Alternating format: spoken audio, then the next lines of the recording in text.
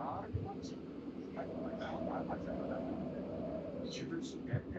thank fucking God. Chat, forget it, like, I was actually butt clenching. I was saying, please don't. Chat, Connor, like, I would like to make on that, like, understand. I would like to make on that, understand.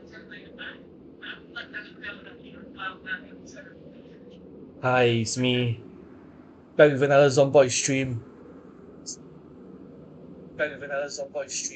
And I thought to myself, since I'm gonna be doing additional destruction off stream, might as well do it on stream.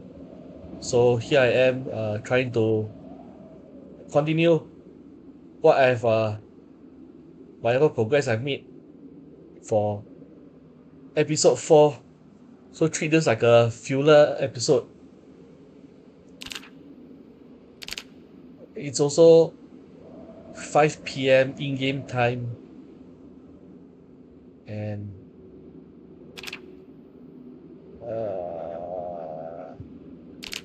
it's gonna be nighttime soon.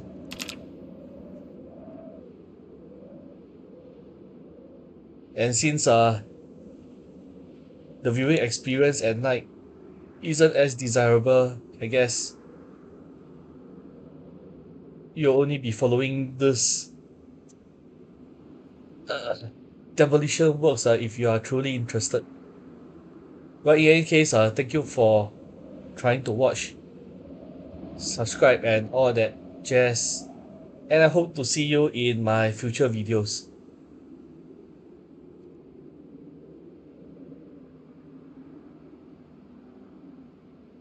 And now back to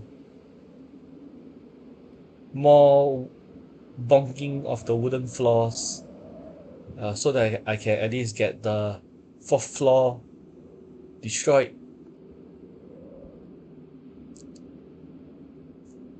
since this is an excessive building by the previous owner.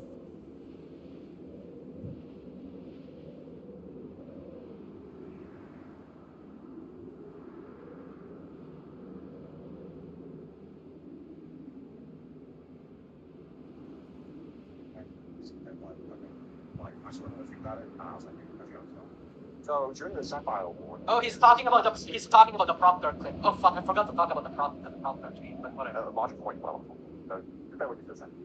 This is like, yes, chat, and I'm not a big fan of doing this in general. I think like yeah, I forgot to talk about this too. Yeah, look, I'm gonna move. This is like the vibe going on when this the Sapphire Award, which is showcase okay. You know, it's kind of good, and you know. It's not great. And a lot of the time people will argue that like a streamer doesn't control their chat, and I think that can be true at times.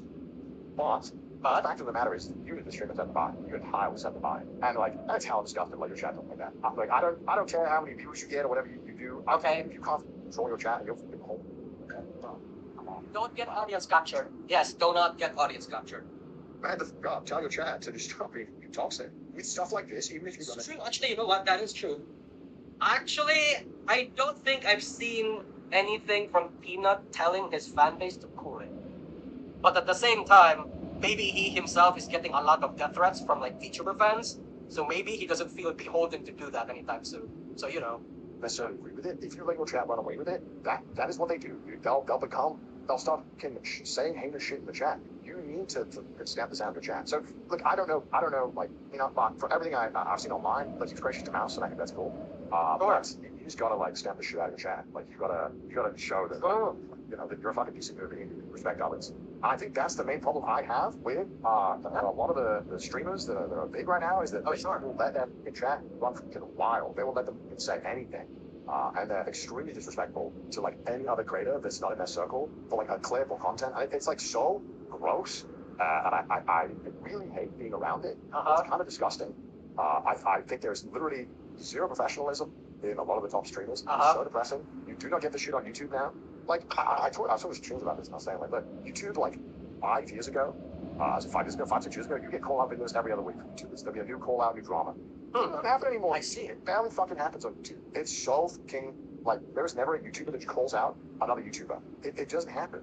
it's always like after like Twitch streamer stuff happens now. Like I think YouTubers have gotten so much more professional in general. I agree with that. I think like YouTubers and Twitch streamers are both like a lot of them are kind of narcissists, but I think streaming culture and like the people over on Twitch are a little bit more toxic than like YouTube creators because and I say this from experience too. I say this from experience. A lot of the streamers that I know versus a lot of the YouTubers that I know, the YouTubers are a lot more chill.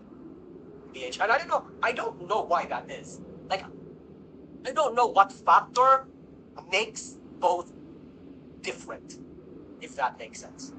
Right? Like, I don't know. Toxics and view botting in Twitch. Okay, actually no. Thank you. I think I got like a rant. I think it's because in Twitch it is an infinitely fiercer and more competitive space.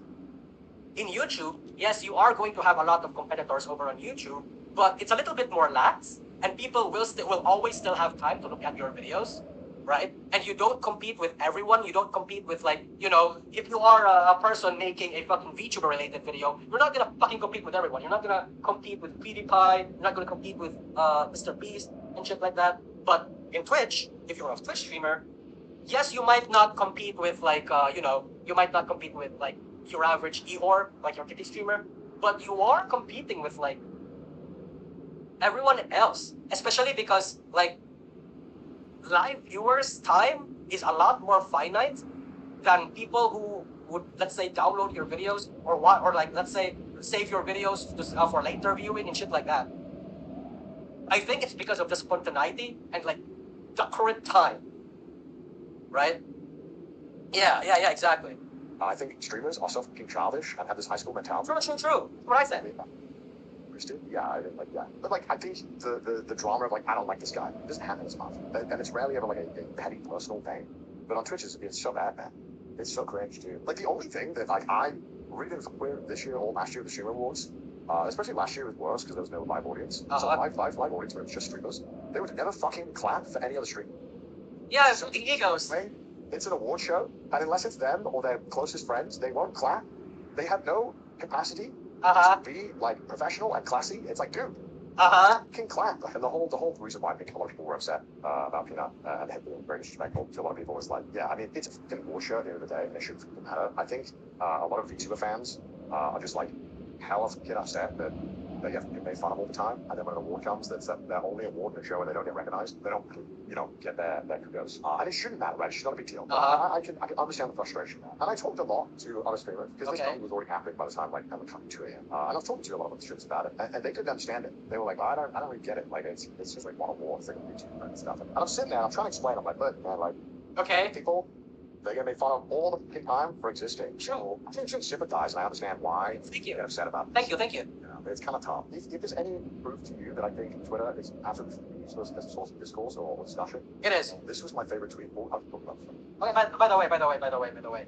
This is the reason why when I want to talk about something, chat, you might have noticed, I don't let it out on Twitter because I know I'm not gonna have any sort of like productive conversation there. I usually try to just let it out on streams and talk about it on streams. And if people are retarded. Okay, so this Ryosaki made artwork for the Mouse Love that retweeted them, and they tweeted back and they said, sadly, as great as they are, we all know they only won because Connor and his friends were judges. No shade at him, the organizers are just incredibly biased. I voted for them. After he smoked it, a valid criticism. Except I didn't win. What are you talking about? It's a valid criticism because we all know it's a VTuber, it's an LA streamer's clique circle jerk. But yeah, maybe if you want to throw that criticism, throw it somewhere where it's actually like fucking point out to the Hassan thing instead of this one. Why? This is Twitter in a nutshell. It's people trying to like make a point from they're like, well, I as an expert understand this, and this is why you're wrong. And it's like, not even factually a run close to reality. What are you talking about? No, whatever. I was gonna hop in on any of this, but it's lead to us. Like it's Televised. Oh, sorry. All shot leaks to Hassan. That's fucking crazy, these suffers. I'm gonna remember that. The person tweeted this, said, I'm there to say that if I'm not seriously ill, she'd be an average flesh. It's Proper tweet. she is wanted because the life circumstance also to be.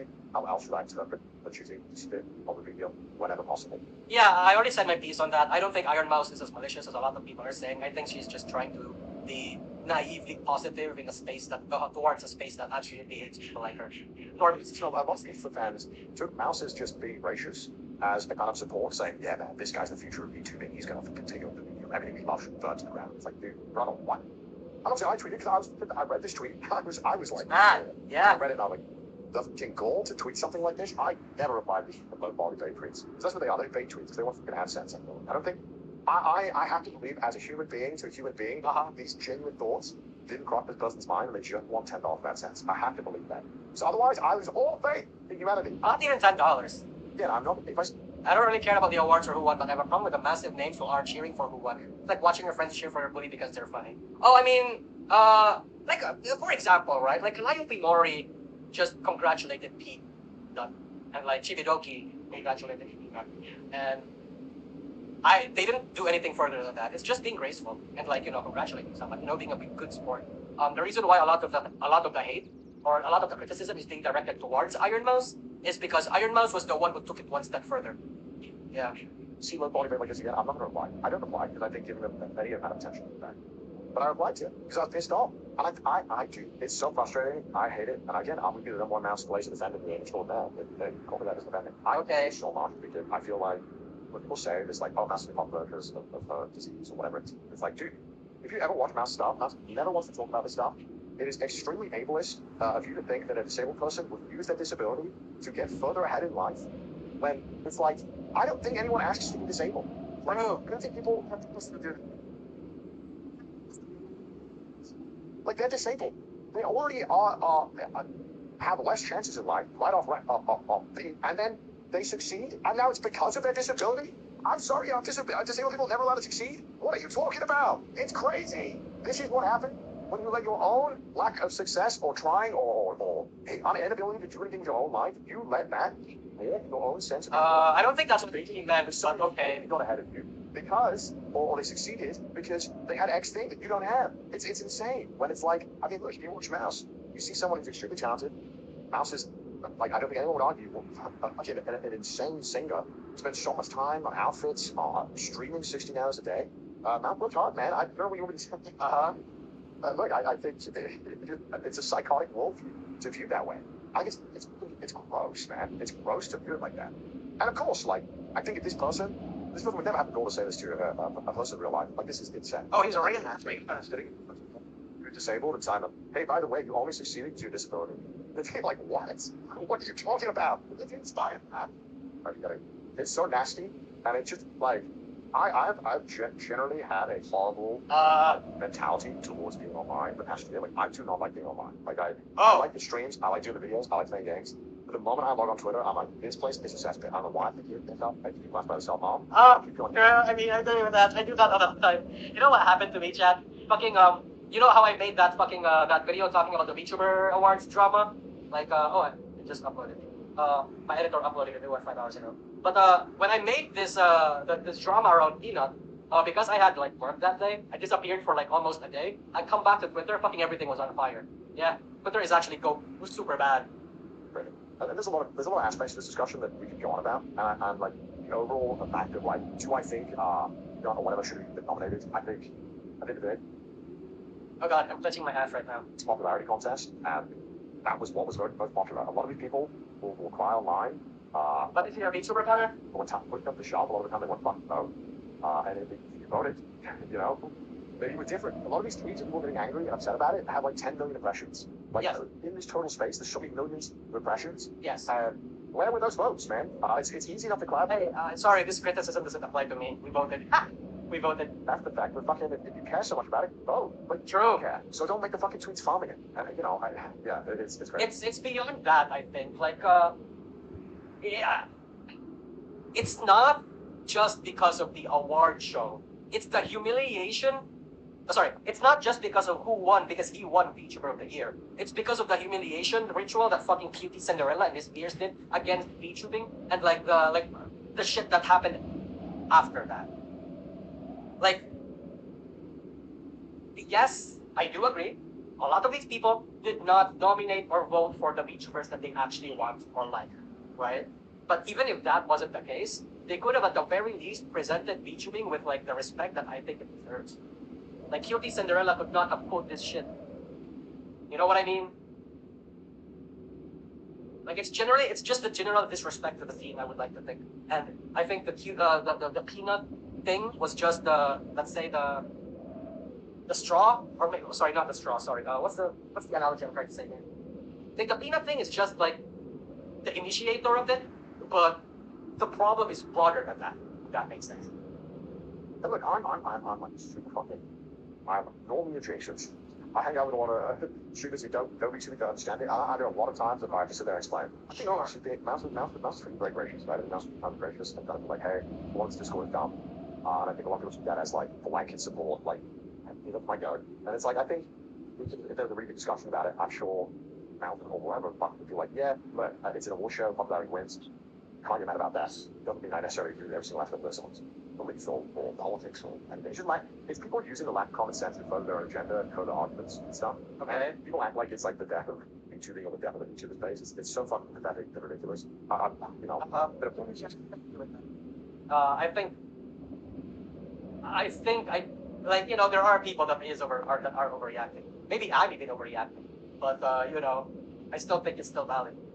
The anime space for like 15 years now, and people have always been crying about, man, anime's getting ruined by normies. It's like, brother, what are you talking about?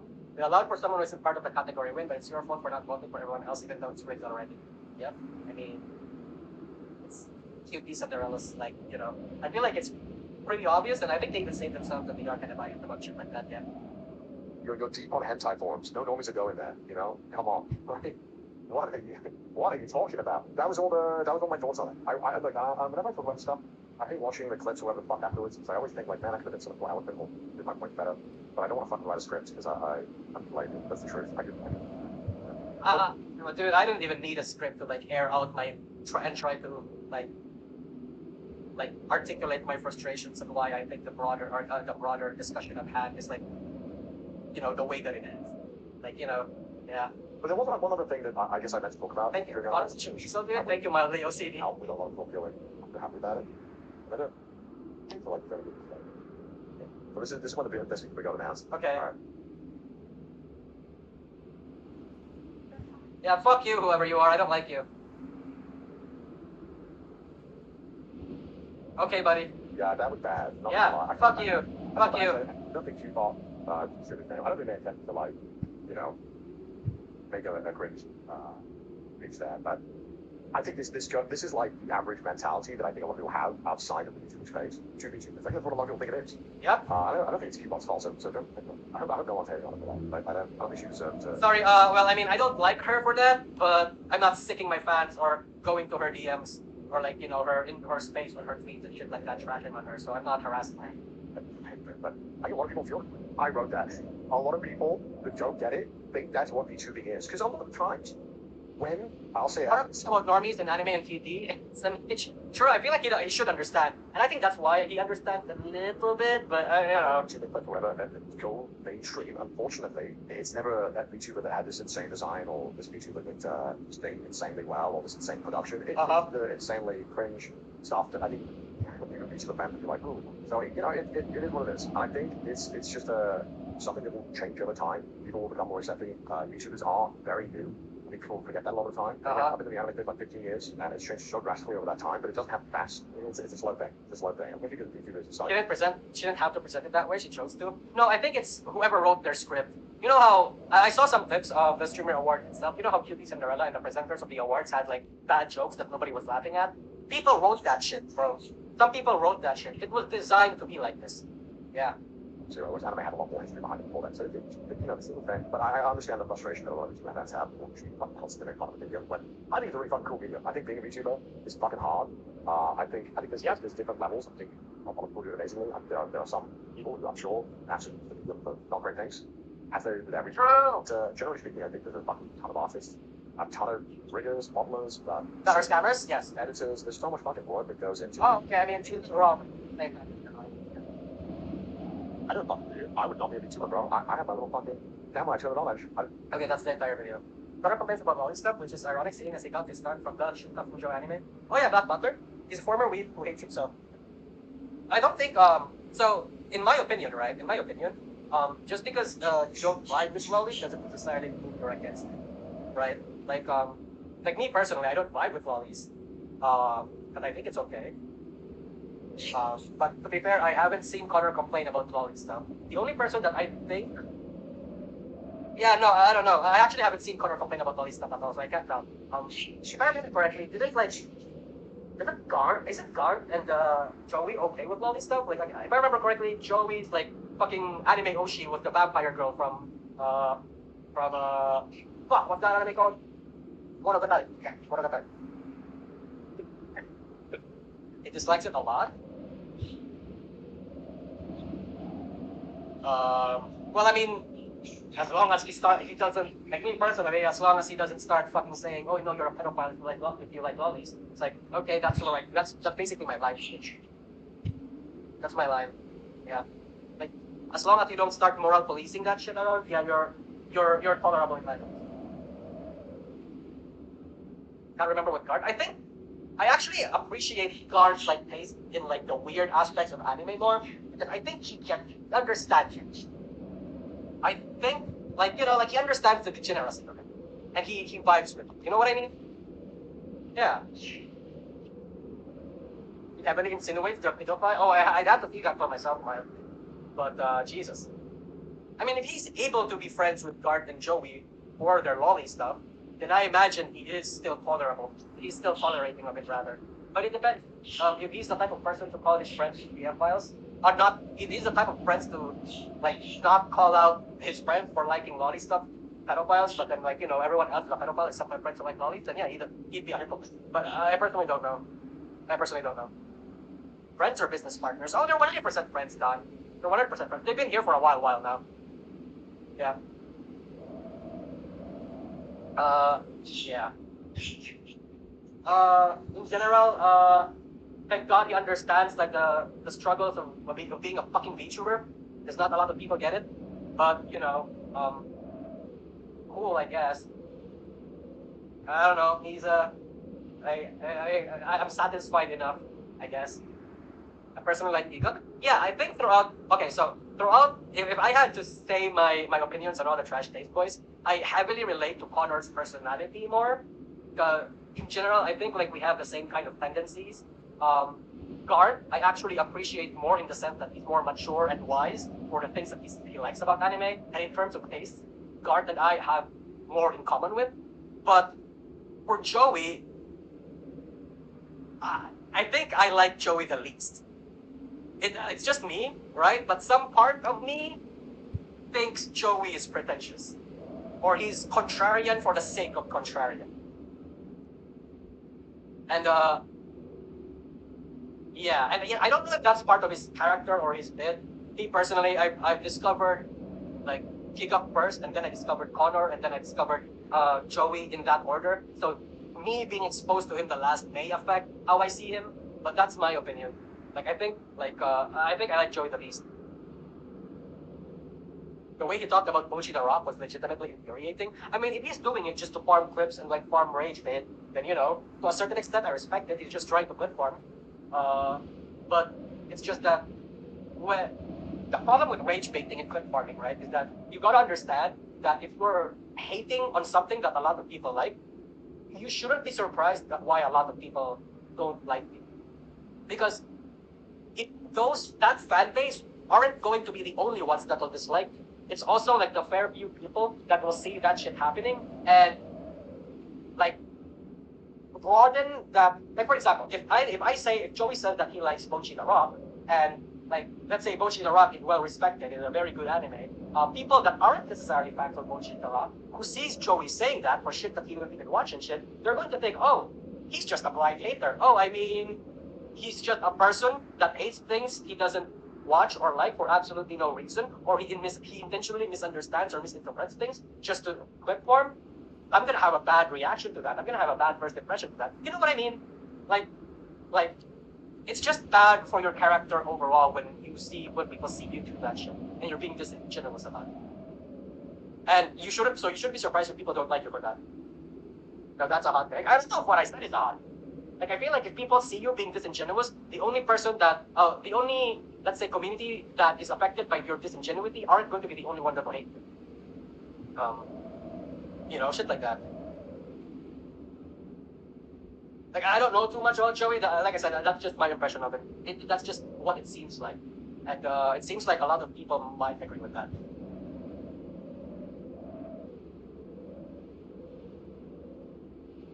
Did he really say that? Joey called Pochi's social anxiety unrealistic and made fun of it? Treats Pochi as over-the-top anxiety? Did he really say that? I mean, I'm not... Okay, so I'm gonna be honest with you. Pochi the Rock, I watched all of it. Not my kind of anime. I thought some parts of it was funny and some parts of it was not. If I were to give it a rating, it would be like a 5 or a 6 out of 10. But I think, like, the anxiety that they show is very, like, you know, kind of accurate, especially if you live in Japan. Like, wasn't Joey raised by Japanese culture? I feel like he should get it, right? It's of course, right? Like how Bochi overreacts, and like there are certain scenes where it's like anime-ified, but like I feel like the way it's portrayed is still kind of accurate, despite like how some scenes go. You know what I mean? Sorry, just tuned in. What happened to Trash Taste? Oh, nothing happened to Trash Taste. We're just discussing about like the dynamic that Trash Taste has with its like members and shit like that. He's half Japanese but raised in Australia. Oh, I see.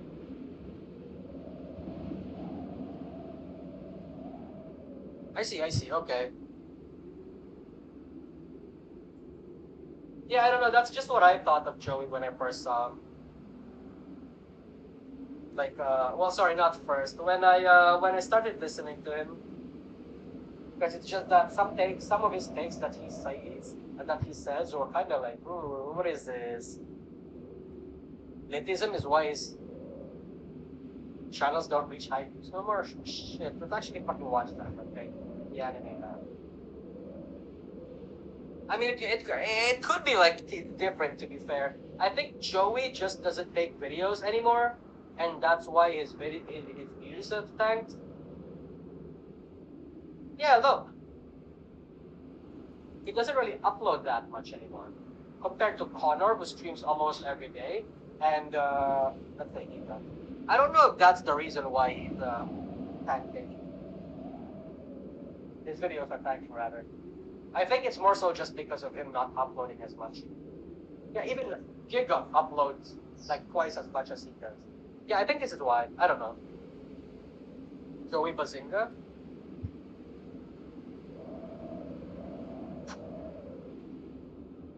Visitor. Or something. Oh, I'm guessing he uploads here? This looks like his vlog account more than anything, though. I don't know if this counts. Joey has this apparel shop going on. Yeah. He has this like clothing store. So you know, I don't think the views in here necessarily count. I really only count like main channel videos. There. So anyway, chat. I think that's going to be. That's going to be like. That's going to be all that we'll talk about for now. Here's what I want you bitches to do, right? The VTuber Awards. Okay? We're gonna start talking about this now. Because I'm not gonna lie, I am taking advantage of the dumpster fire that's happening in the Streamer Awards to release this, and I think you guys should put in your nominations. That would be cool of you guys to do, actually. Yeah, actually voted, bro? Oh, good. It's actually nominations for now. So, like, this is not the actual votation phase, because here's what's gonna happen, right? Here's what's gonna happen. This is like nomination phase. So you put in people that you think deserves to be in the nomination, to be nominated. And then after that, 2 weeks later, me as well as like 4 other people are going to look at the nominations and like filter through who has the most votes and choose among that who we think is the winner. And then we're going to announce we're going to set up the actual website where you guys are going to vote. Again, I don't think this is gonna get any traction. I don't really care if it gets any traction. Like I'm fully aware that this is mostly just a community thing. Okay, like this is just like mostly us and like maybe a fair few bit of my friends, but that's just it. Like this is not going to reach the greater VTuber industry. Yeah. Did you post on Discord? Yes, I actually even put an everyone sign. Like I tagged everyone. Yeah. Yeah. So that's basically just the goal of this whole thing. So, get Parrot involved. I'm going to try to. Yeah, I'm going to try to. So, here's what's gonna happen, right? I'm going to input my nominations, and then we're going to like end the stream maybe because we need to sleep. It's like 10:52 where like EST people are. So, feeling this was hard. I know. Because it's nominations, yes, it is going to be hard because you actually have to think about who you think will win. But, you don't have to input every single one. Like, for example, you don't have an answer for some things. You can leave it blank and just chew it, basically. Yeah. So,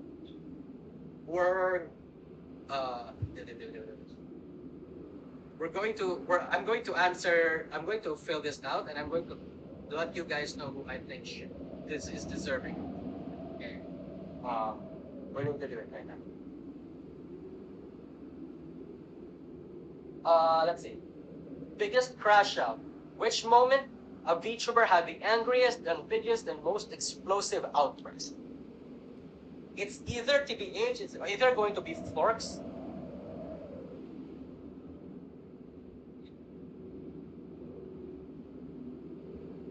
or Zentreya. Right? Like it's one of these two. Oh shit, true. Hachama too. Hachama. It's one of these three. Okay. Yeah. Florks. Okay. So basically, what happened to Florks is basically his response toward Chachazilla was like a massive fucking crash out. A well-deserved crash out, yes, because Chachazilla is genuinely a piece of shit person.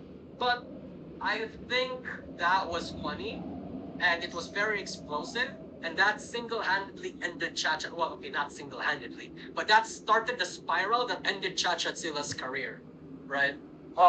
Zentreya against Nazis, I didn't expect, the Nazi accusers, I didn't expect Zentreya to go off the deep end a little bit, but, Hachama was more sad than anything. So, I think Florks is going to have to take this one, TBH. Yeah, I think Florks. Best Twitter accounts, Twitter gimmick accounts rather, I would like to think that,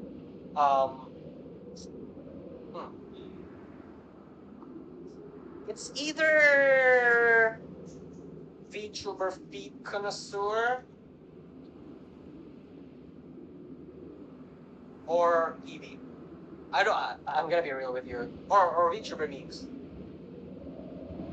Yeah, it's one of these things. I think Eevee.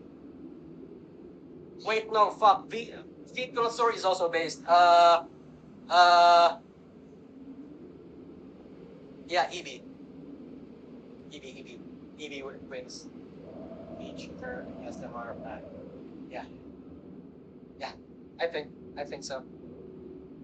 Dark? I don't think Dark is a gimmick account. I think Dark is just more so a Twitter fan more than anything.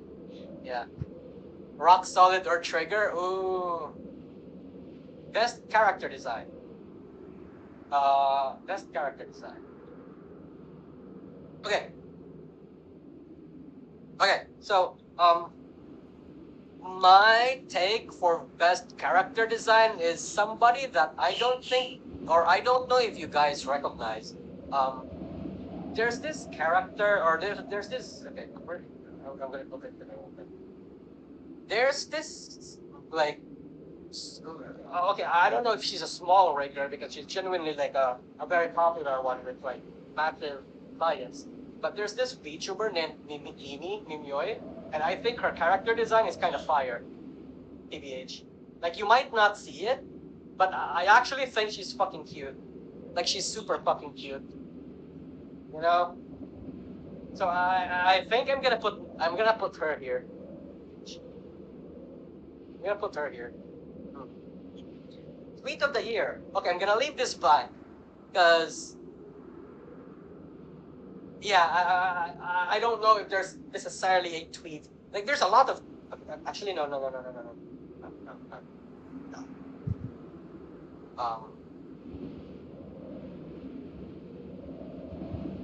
Fuck.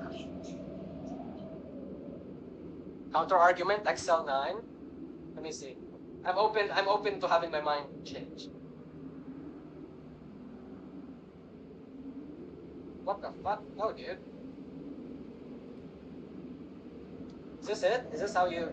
No! Yeah, I don't know, man. Why must I fall to the ground? Now I have to walk all the way back. Shondo's mail manager tweet. You guys remember this? It might be this one. This might be a contender here. You know what I mean? Yeah. Does outfits count? Yes, outfits 100% count. So I think that'll count. Hag of the year. Bonnie Barswell. Okay. Lolly of the year, probably Bibu. Girl failure of the year. Okay, so at first I thought of putting Bao in here, but you know, I don't know. Let's leave girl failure of the year for. Oh, Nerissa. Oh, true, Nerissa. True.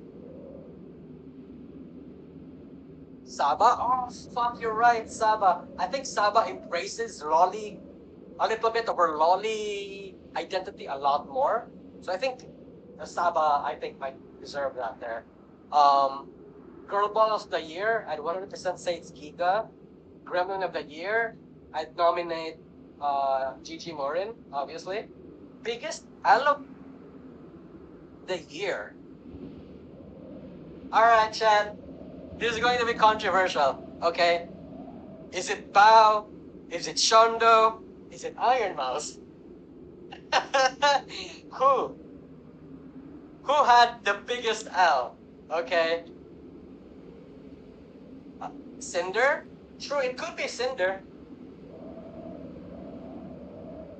Endo. Oh fuck! There's also Endo. Oh fuck! Oh, there's also Rainbow.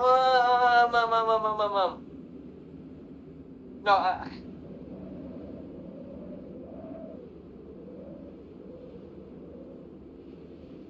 yeah, I don't know, chat. I think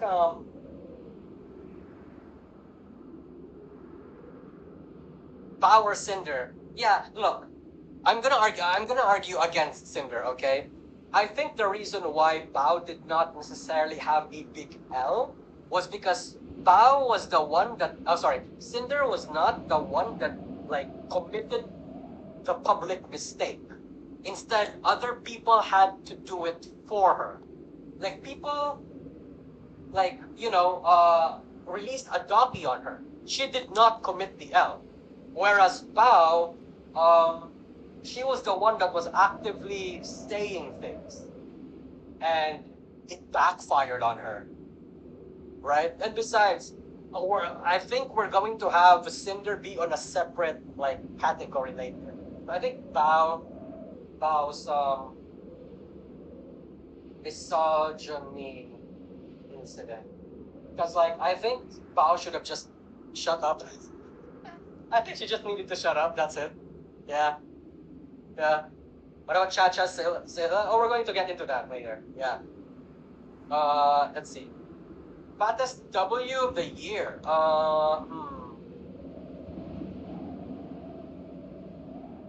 Fattest W. Fattest W. Fattest W. Fattest W. Which moment made you kneel to the VTuber out of sheer respect? Sando? Sando? I don't know about that. Nimi getting married?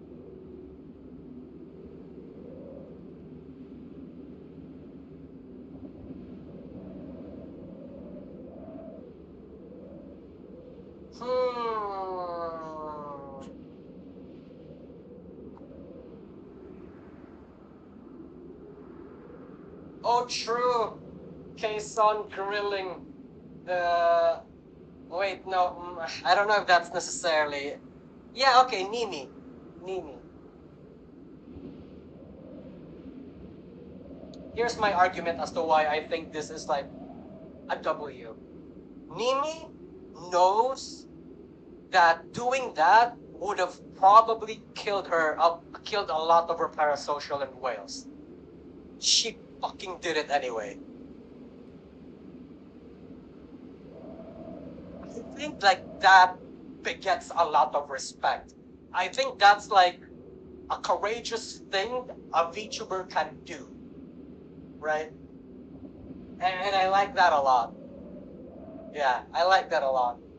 The lore drop, yeah. Are you sure? I'd say you're better to wait and find out how it goes. You mean me? I think it's not going through.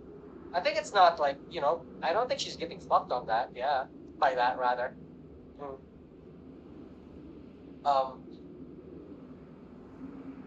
Biggest cat fight of the year. I mean, obviously, you guys know my answer. Really got Evie versus Elkin Sion, okay? That's just what it is. Yes. YouTuber of the year?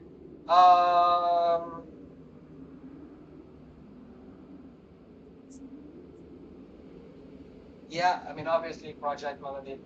I mean, duh, right? But at the same time, it could be Cottontail, or it could be Saraway.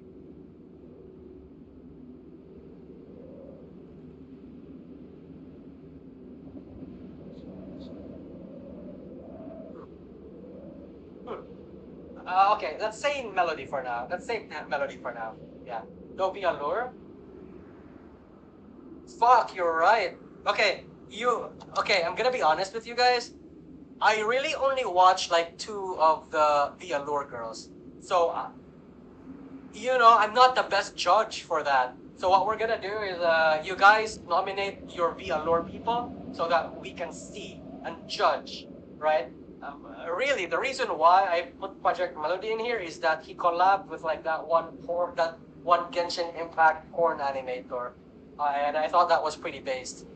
Isn't Imi the largest in V Allure? I think so. God Empress of Sex, the VTuber with the sexiest aura that isn't a lead VTuber. Min Fantome. You already know this. You already guys know my opinion on this. But at the same time, it could be. Yeah, Min Fantome. Yeah. Vichineko? Yes, Vichineko. Iris? Oh, true, Iris. But no, it has to be. No, it has to be. It has to be Min. Look, it has to be Min. It has to be Min. Yeah. Graduation of the year. My nomination goes to Fulgur Ovid. I would like to think. Melody and Vichineko was peak. Oh, yeah, no, 100%. That was peak. I wish the sax lasted longer though. I think most of it was a lot of the thing that was in that video was mostly just like edging. Okay, not edging, sorry. Foreplay. I don't think there was too much action that I think was worth gooning to, but I think it was still good. Yeah. Up and coming corpos. There's a lot of this TBH. Let's see. There's V Zatsu. This is the only ones that I know of. There could be more, right? But you know, like I said, I keep my finger on the pulse for a lot of these things. Let's see. There's Vizatsu. There's Luminara. There's Aurelium. We'll count. Okay, variants. Yes, variants. There's Chroma Shift, I guess. It is a rebrand, but oh, there's also Echo Pulse. Yeah. Hmm.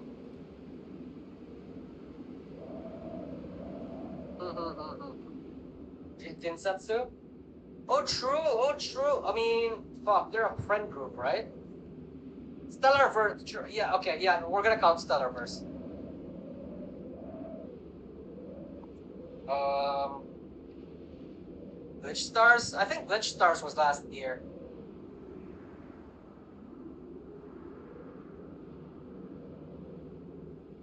Fuck it. Let's use go. Mm, mm, oh, mm, yeah, I don't know.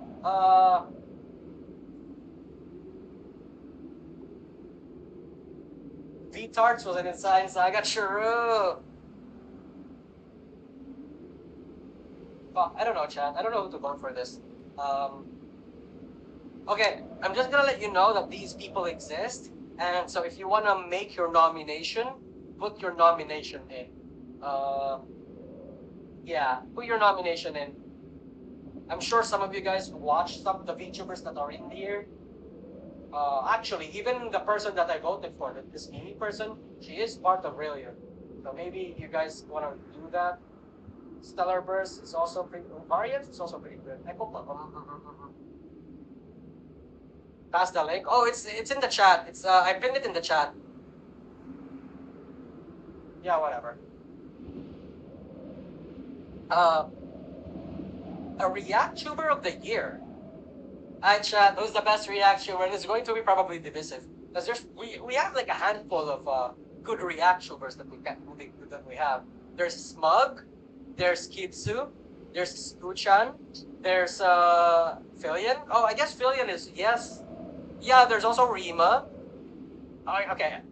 Okay, I don't think I was like I don't think I can consider myself a React tuber to gauge. I barely react to stuff, not that much. Aqua, yeah, there's also Aqua and Chacha. There's also Leaflet, yes, Leaflet, or I don't know how to pronounce her name. Yeah, there's a lot of React tubers, so you guys gonna have to put your nominations in. Me personally, I watch Kitsu's reactions the most, but you guys are free to, or maybe it's cool too. I watch a lot of School Chan too. So you know what? Put in your nominations. It's just nominations, so there's a lot. There's still a lot. Okay. ASM Artist of the Year. For me personally, same picks as every single year. Miori Celesta or Nene Anamano. I am yet to find a single fucking VTuber that can beat these two. Okay? Especially in the mainstream side of things. I was still upset that fucking Fauna won ASM Artist of the Year back in 2024, even though Fauna didn't make those even though Fauna didn't make ASMR anymore. But me personally, Miori Celesta. I vote Nori. I think Nori is okay. Look, a little teaser. Okay, they're both bangers, chat. They're both bangers. I just think I like Nori's ASMR a lot more because I think I vibe with her personality a lot. Like and she's a little bit more on the unhinged side, whereas unhinged, like sexy, flexible girl that you can like imagine you can genuinely want to fuck or something, right? Whereas I think the problem with Nene Amano is yes, she does fulfill her role playing a lot, but I think her rigidness when it comes to role playing, yes, she can role play her character, her angel character, really good, really proper, but I think that rigidness doesn't allow for flexibility. So me personally, yes, Nori Celeste. That's just my though. Eden Gem Award, which 2 VTuber deserves more spotlight? I'm gonna be real with you.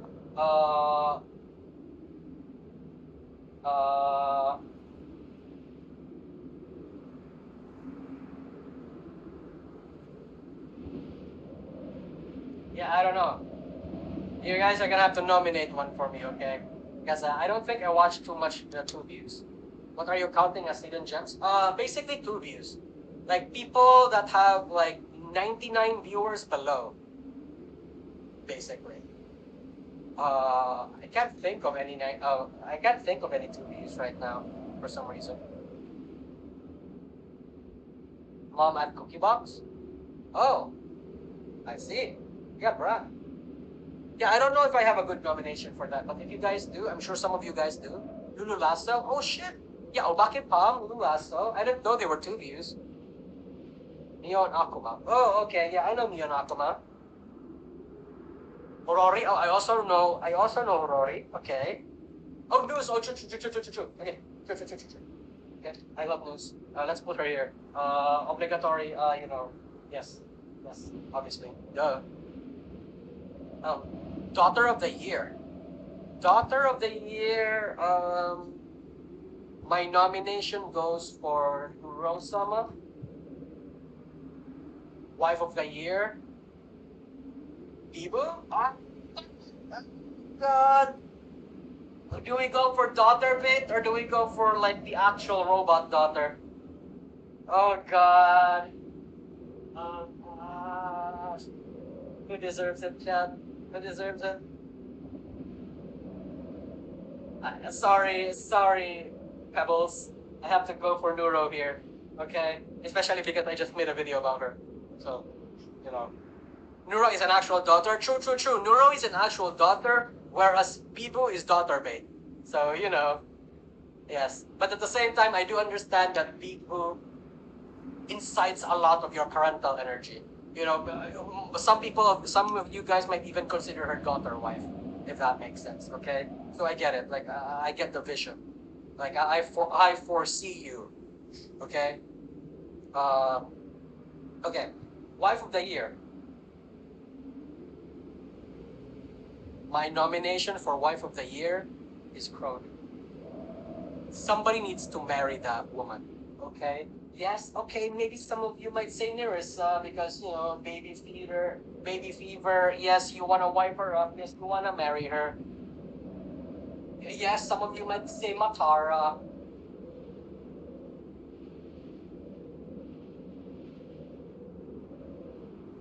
But Crony, I don't know. I see Crony, I think of wife. I'm gonna be real, bros. I have to nominate Crony. It's something about Crony just makes you kind of want to wipe her up. You know what I mean? Chaos Incarnate. Okay. Chaos Incarnate. Probably going to be Gigi or Pipa. Right? Right? Is Shiori? Yeah, I guess Shiori is also a valid nomination. Yeah. Oh, Mari too. Okay, true. Actually, no, Mari. No. Mari. I have to nominate Mari. I'm sorry. I watched too much of this bitch to not nominate her. Okay? Yeah. Schizo Award. The most edgy, fucking Alvin Sayop. Duh. Alvin Sayop. Yep. We do need that. We need that here. Best fan base.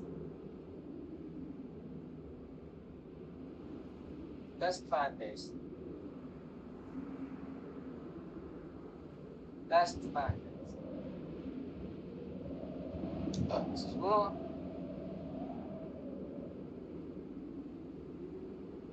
I'm actually genuinely thinking about this. Who do I want to nominate for best fan base? Fuck, dude. Fuck. No, I can't nominate myself. It would be weird. Dragoons? Sure, we can vote for Dragoon, but at the same time, I feel like, I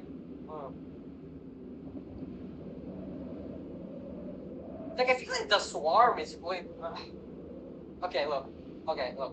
Starlings, Dragoons, Swarm.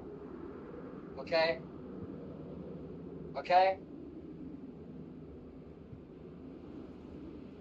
Oof. Pyro Pups? Oh, actually, you know what? Despite the... Wait.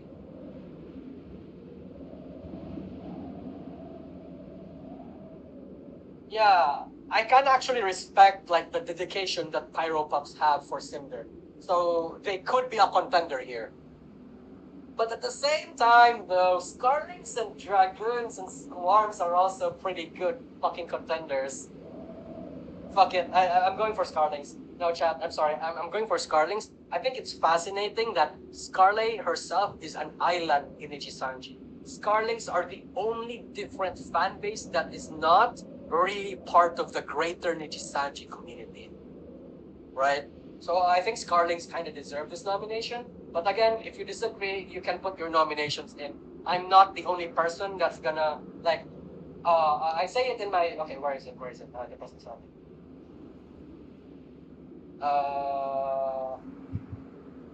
I made this in my post. Right? I'm not the only person that's gonna that's gonna decide on the win. It's gonna be me and 4 other people.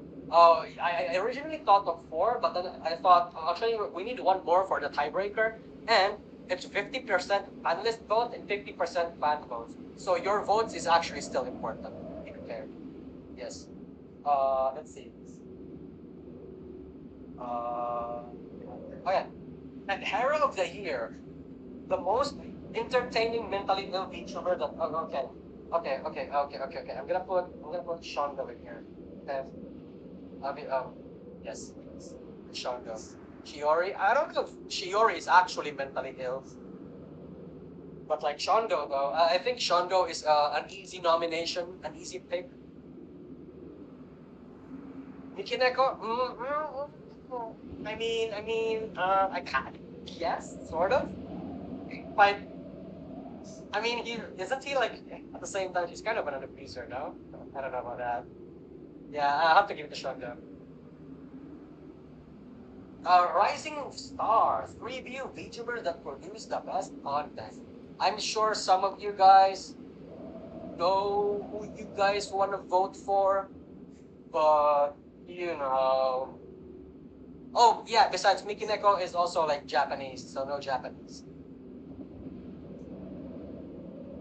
That's Peyo. I don't know. Hmm. Hmm. Nana Asteria. Oh, fuck. Yes. I love this bitch. I love Nana Asteria. Yes, I'm gonna nominate Nana Asteria. Okay. I love that bitch. Let's see. Corpo of the Year excluding Hololive. Oh, Sydney, thanks for the super chat. I tried not to watch Niji, but couldn't make myself abandon Scarlet. I like her too much. I can cope by saying I still but stuff from other bad corpos. Oh, that's fine. Don't let. Yeah. So Scarlet is happy where she is, and if that means making Niji Sanji a little bit, how do I want to say this? You're fine. Like supporting Scarlet is fine, right? Like, yeah, you're fine. Top of the Year, please comment. I am excluding Hololive from this, by the way, because I know, we all know fucking Hololive is gonna win, okay? It's just not what's gonna happen. Comeback of the year. VTubers involved in drama or caught in corpo disasters and bounced back better than ever. Who is this? Let's see.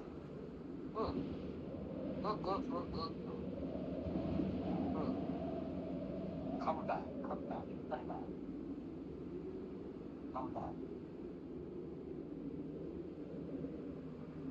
Ike?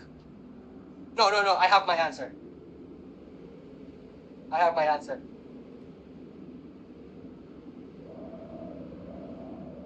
It's Takahata. It has to be Takahata, right?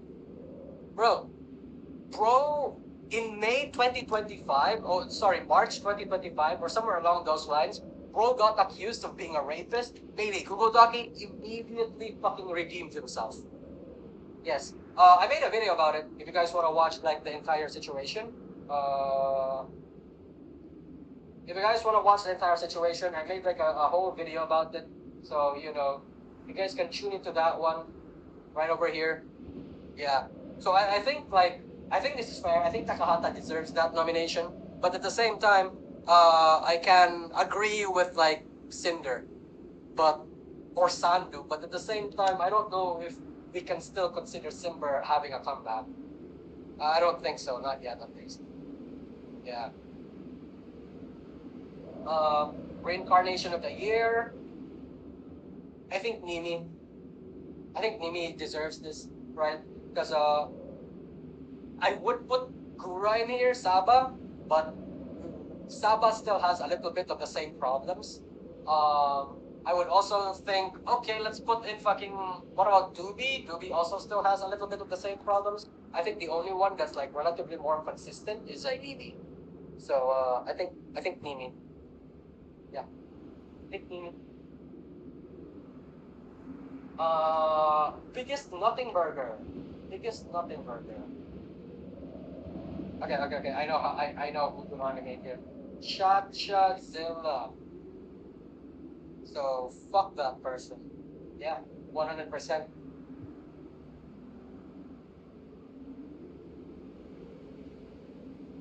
Yes. Yep.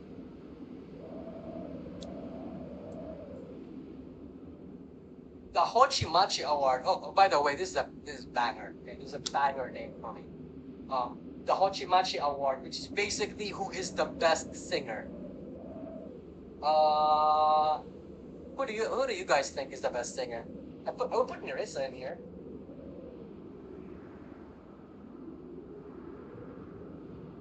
Or I don't know. And Ian, yes, Ian. It has to be Ian.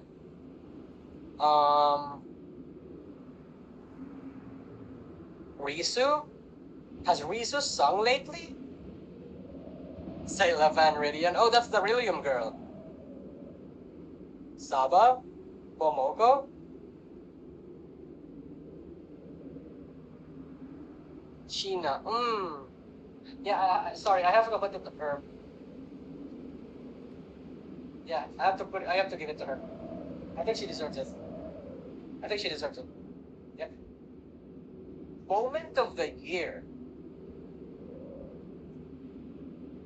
Oh, I know. Doom by Raura B. Chiara. Yes, okay. I think I like that clip a lot. I think that clip has become like kind of legendary in Hololive scene. Yes, I think we can all agree with that. What do you mean, Doom? Yeah, exactly.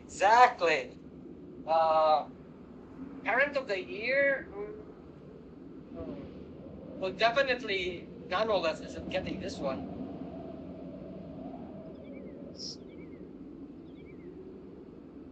Huh. Parent of the year.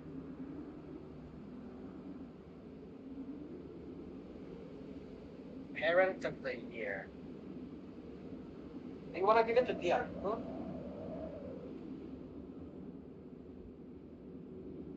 Or I haven't seen any. I mean, I have, but like it's far and few between. I haven't seen any Iron Vertex work as of late. Hmm. Hmm.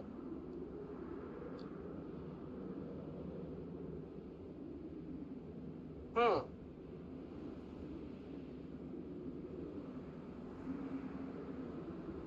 Okay. Okay. Yeah. Not actual parent. Not actual parent.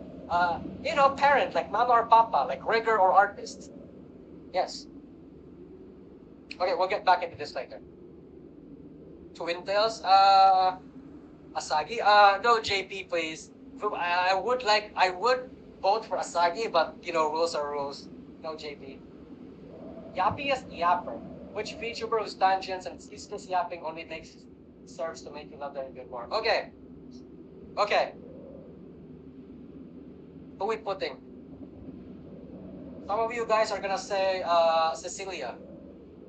Some of you guys are gonna say Crony. Some of you guys are gonna say Panko. Or whoever the case might be. Barry or Screw? I can agree with Screw. Hisaka Airi? No, I'm sorry. I'm sorry, Cecilia. This is my nomination, so I have to put Cecilia in here. I would put Kiara, but Cecilia is my girlfriend, so you know what? You know. Let's see. You guys can, like I said, chat. You guys can nominate your shit. Clique of the year, which is basically just a group. Okay. Kiara and her Maldive harem, or Justice, or Advent.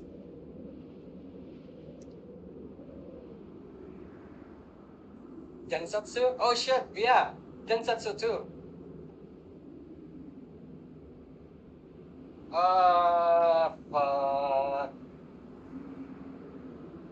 The Aqua friend group is also valid, but I don't know.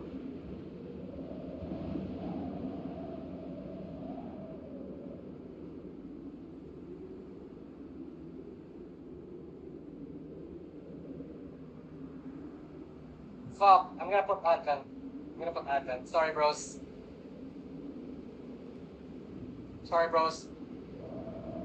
Yeah, Advent. Mr. Penis Haver, Gerard, obviously. Gerard. Wait, no. Actually, just... Nope, Advent. Yep. Advent.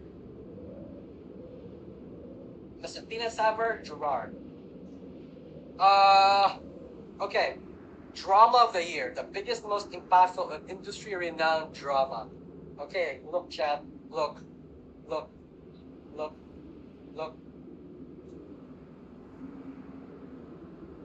Is it because he's Pinoy? No, I just recognize him the most. V Shoujo Collapse, Cinder, and the 1,000-page Google Document. Oof. V Shoujo, no doubt. Yeah, true. Actually, you know what? What was I even fucking thinking? Of course, it's the V Shoujo Collapse. Yeah. Okay. VTuber of the year. And bro, this is going to be a complicated one. Who is VTuber of the year? I think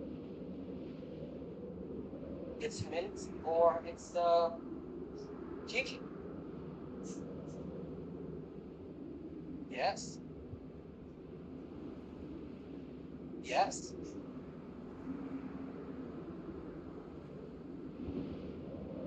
Yes, Iron Mouse did for charity, earned like 500K, raised almost $1 million. Yes, Calliope Mori, he got featured in like one of the bigger shonen animes, and got herself like entire shit. But you know, no, I'm giving it to Mint. Fuck it, I'm giving it to Mint. Yeah. Sorry, Mint. It's, can we vote for ID people? Sure, yeah. They are like relatively like a lot of them are English speaking a lot of the time. So yeah, I would say so. Yeah, 100%. Yeah, Nuro Sama is also like a valid pick here. I would like to think BH. Yeah. Cool. You can only choose one to me personally, thighs. I love my thighs. And I submit. And there we go. I have voted. I have done my job. No neck, no tummy. I'm pretty sure there's tummy. I forgot to put tummy. Fuck. Sorry. Oh well. No back? Yep, no back. Jesus, you guys want more, huh? Jesus Christ.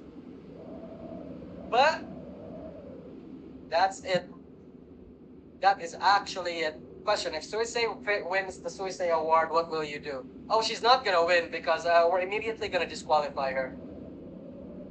We're not, none of that, bro. None of that. And I think that's gonna be it, chat. Ye fucking B. But why? Oh, the award is literally named after her. And no JP VTubers allowed. Okay, I have to explain why, right? But the problem with Uh, continue. Yes. The problem with there we go. Response has been recorded. There we go. The problem with me including JP VTubers is that it expands our like scope to include literally every single one in JP. Then I have to think about like the people in Ichisanji. Then I have to think of JP artists and like the groups in JP and all this sort of shit.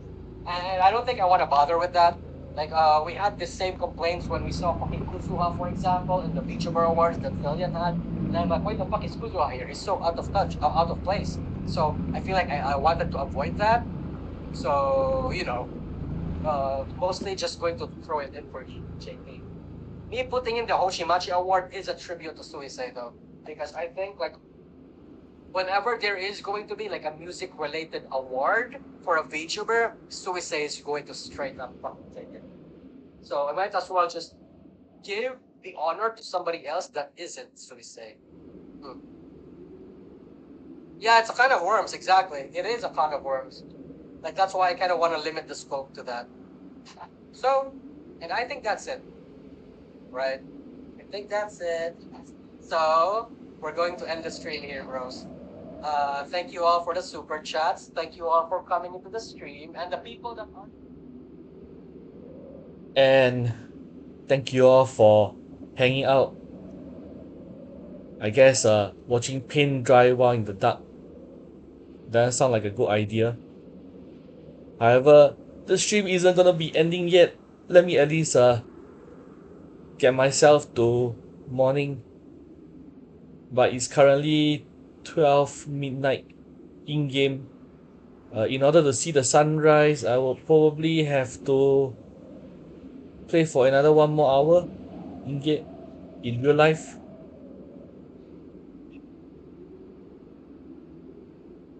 So this is actually a filler episode. I was thinking of trying to do some demolition off stream, but in the end, I decided against doing it offline. The timing, the timing against the in-game wasn't really that favorable. The stream started off in the evening. We only had about 30 minutes of daylight remaining, and the rest is history.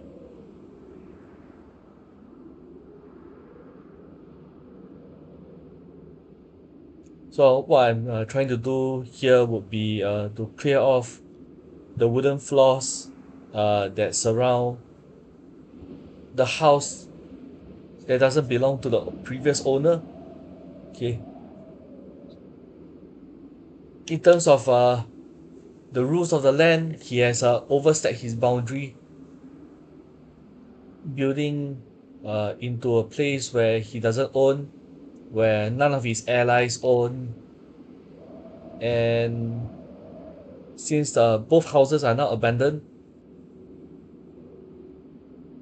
I should be trying to restore the houses to its original state. However, as you know, if you are a frequent player on the multiplayer server, you would have amassed an inventory of your own. And having your own inventory means that if I were just to simply restore the house, everything that has been collected goes poof along with it. Might not be the best thing to do when the world is being shared by past, present, and future players. So before restoring the house to its default state, usually I would clear out all the player amassed inventory, put it one side of the house that's out of restoration range, so that it can still be collected in one way or another by other players. Or maybe even when the previous owner of the house returns after who knows, months, years of hiatus, he can at least get some semblance of getting back on his feet by using what's remaining of his previous collection.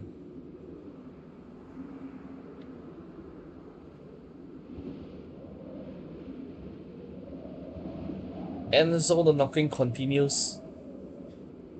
The knocking will continue until morale improves.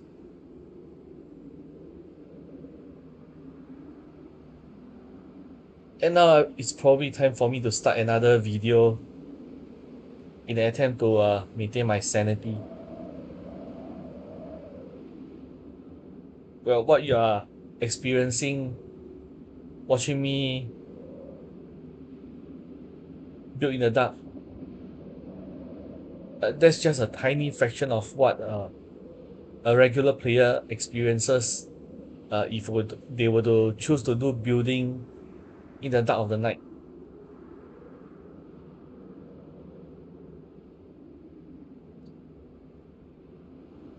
I was trying to replicate the experience, no matter how inaccurate it is.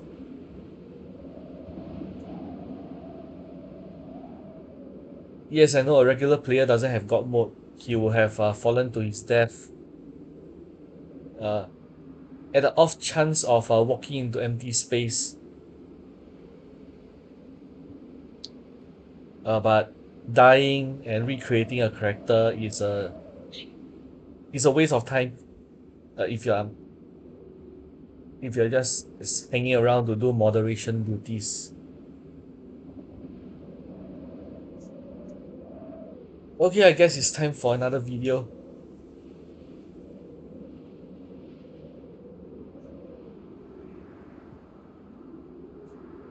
Uh, huh? Huh? Huh? Slot?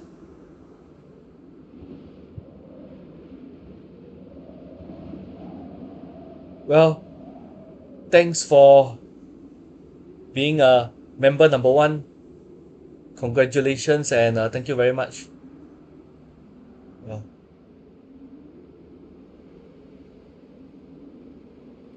thanks.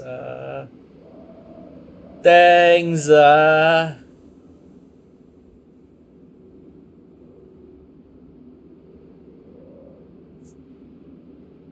Well, if you were to divert your attention to the members only post, you will find that the membership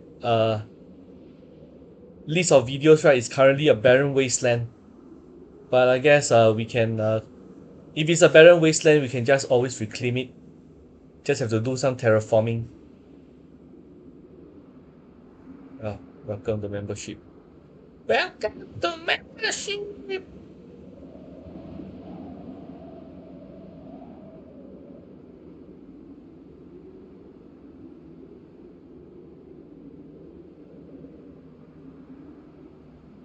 Pumpkin pie is off season. Is this an off season Halloween joke?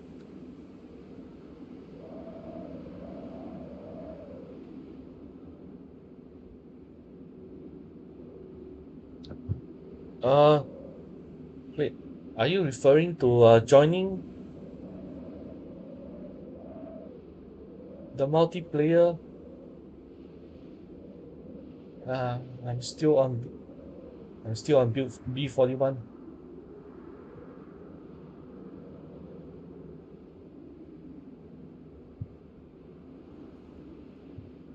No beta.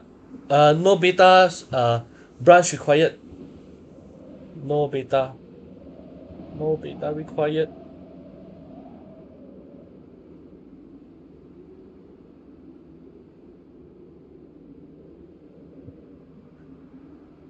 Mm.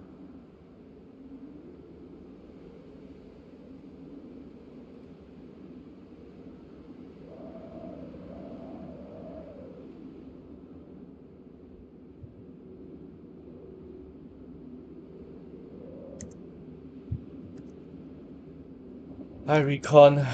I've been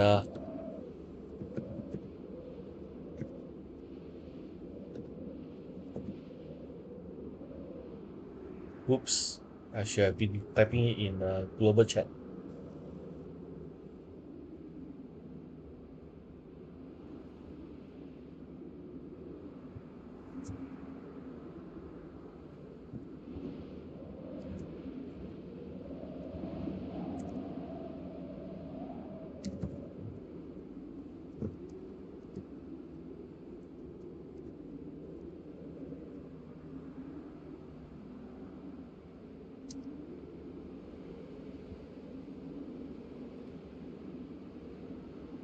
Yeah, probably sharing. It's Is in the house. No, I'm not. I'm not being a DJ right now. On the clock.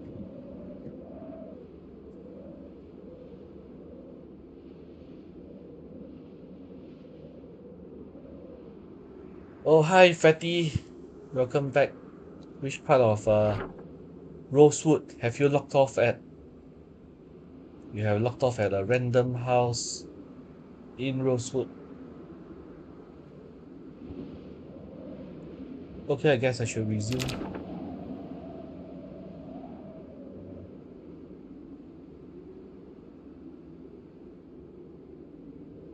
Hmm.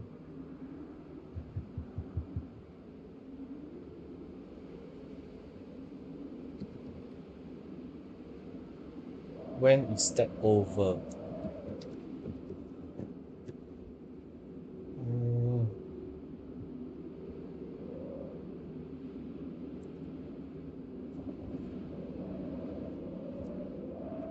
No, I'll be probably out for New Year's Eve live stream, so I guess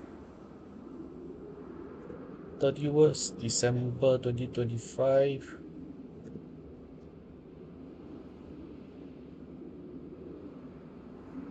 No, 30.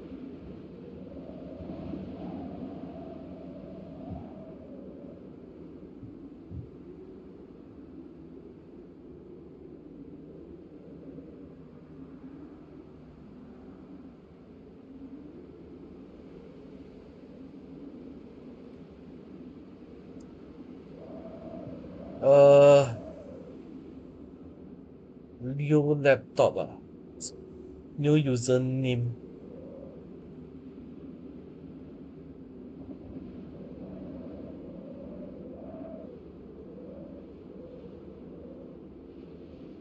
Let me think about it.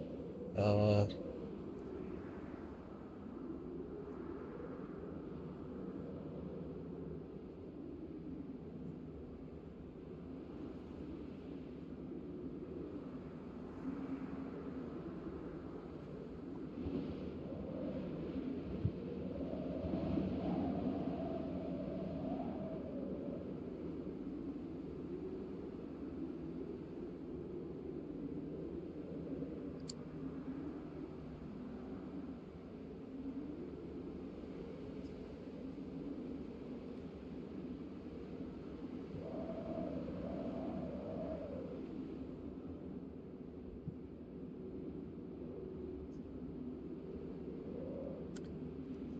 uh, yeah, your player, the player name that you used previously would still be safe on the server.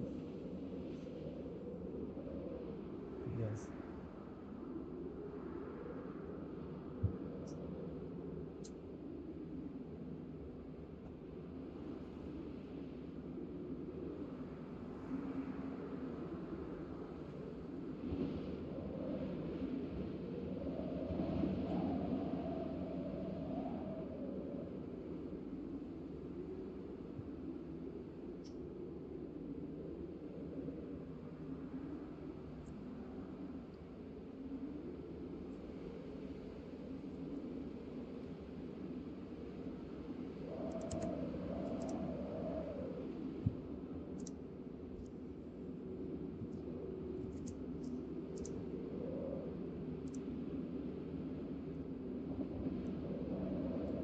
Well, in the meantime, uh,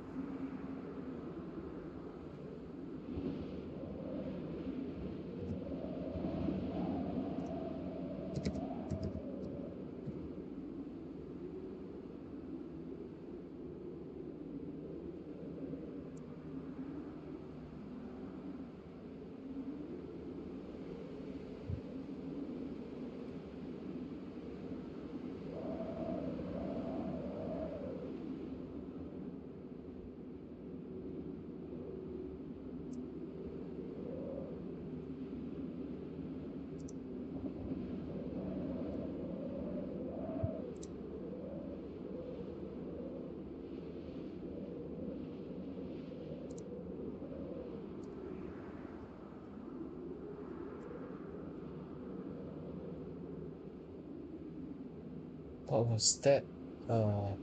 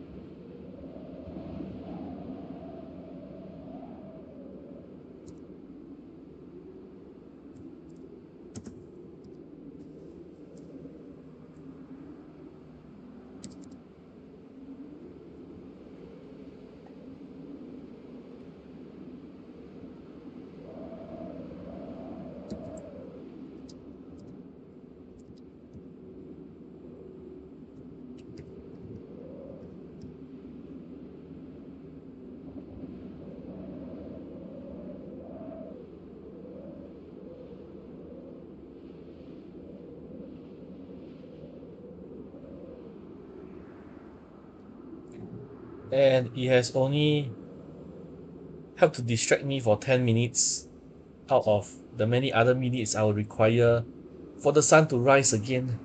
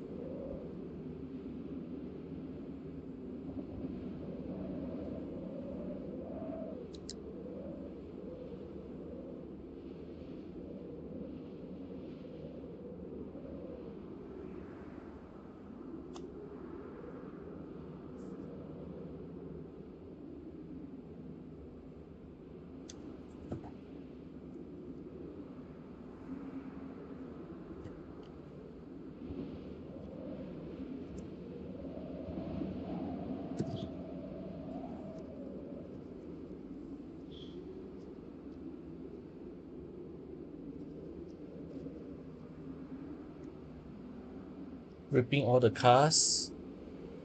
Is he referring to way back or just the past 2 to 3 months?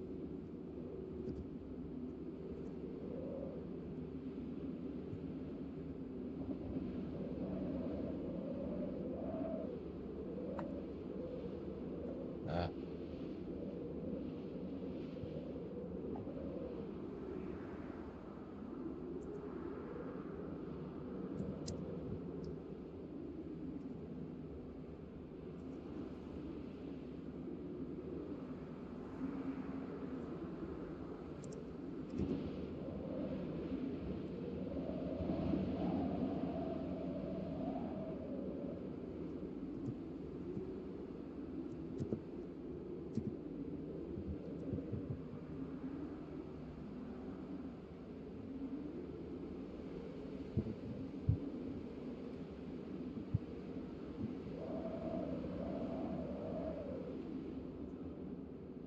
yes.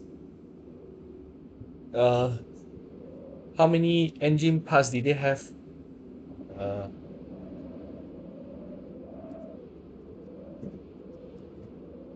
how many engine parts were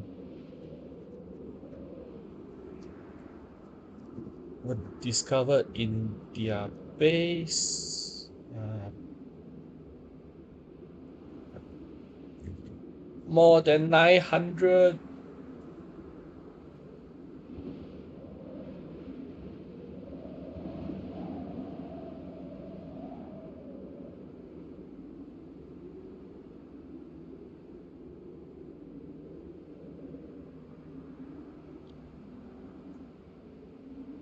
You can't get to 900 spare engine parts without disassembling a few cars.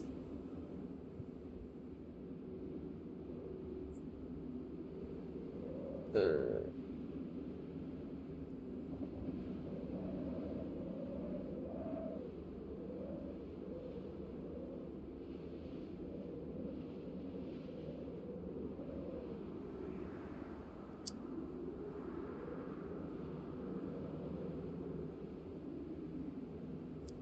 well, the story of the engine repairs goes like this. Well, cars on the road, cars alongside the road. Well, some of them would have been in various states of disrepair.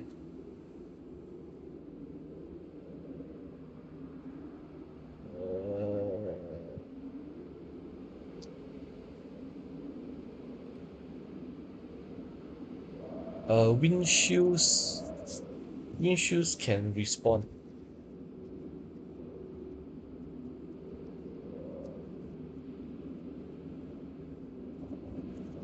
and they have higher frequency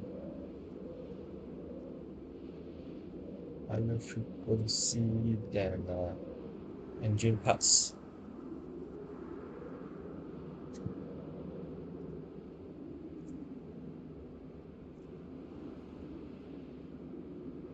Do I want to leave the generator over here?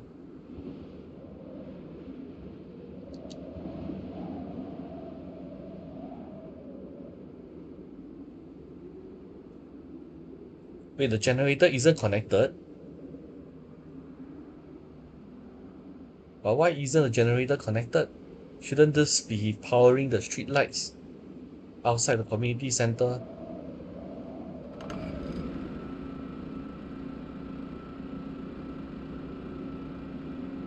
It's only powering that one street light. Well, this one street light is already significant enough.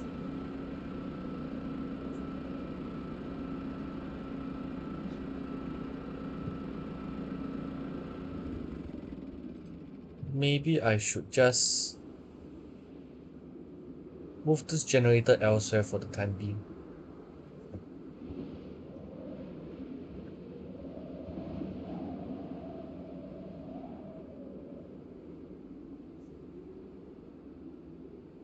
Let's see if it still works if I were to place the generator here.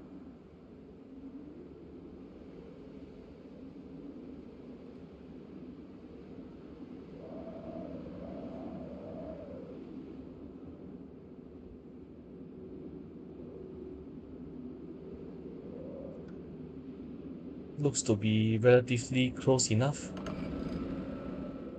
Wait. Wait. Why is there another generator?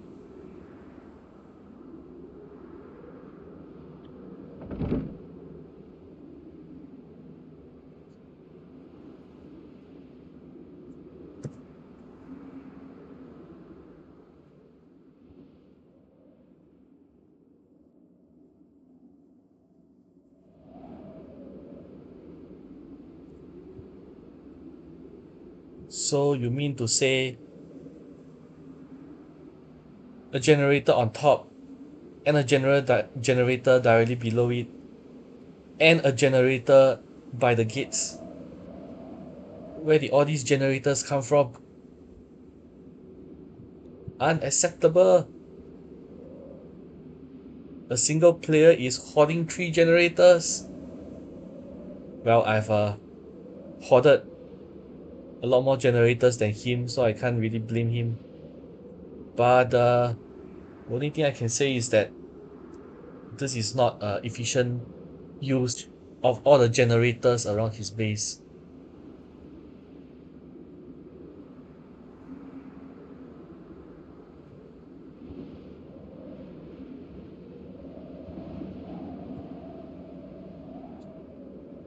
sees the means of power generation redistribute to the masses. And since he's still not around to play the game, uh, I guess it will make more sense to put all his items on auction. No, not auction, free collection, like what I've mentioned earlier.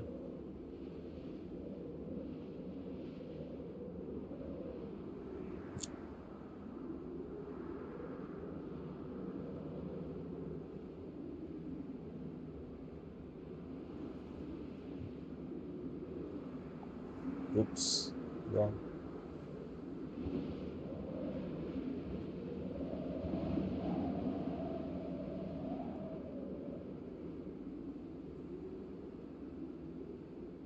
Now, well, certainly makes a big difference having that street light switch on and not switch on. Doesn't feel as depressing as earlier.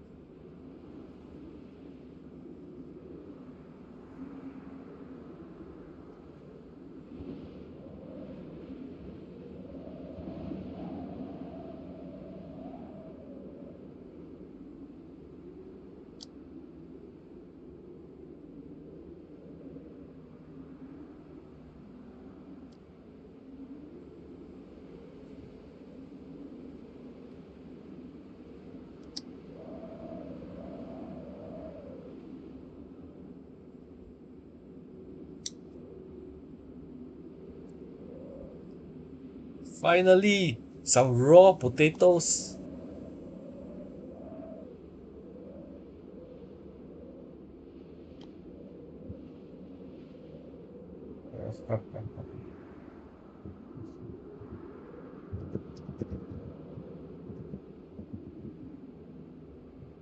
How many sacks are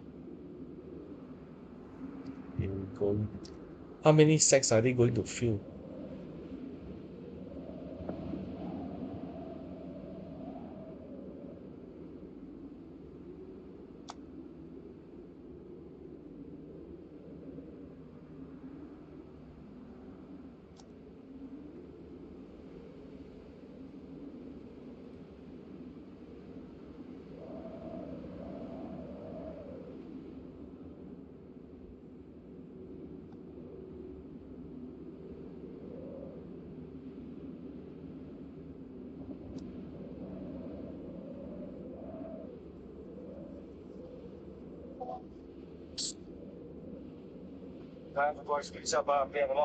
Copyright, copyright, copyright, copyright, copyright, copyright, copyright. I'm the master global robot. Oh, I thought we were about to get a wine. Right, come on. Right, when I do alcohol, before the body gets alcohol, it's not good for the body. entire cigarette. My car, things and get it. Oh, how much boring is this thing? Basic cheese fully understood. Social media is a serious health hazard. Jesus, man. But is this type of manipulation actually work in the West? If you try to put this in Eastern Europe, people would act as if the politician just said the N-word. You would lose all respect that society has for you. And the reason is because people will think that you're treating them like imbeciles. And you're basically offending the public.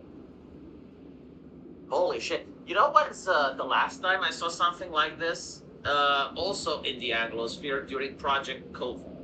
They call it Project Fears. Project COVID.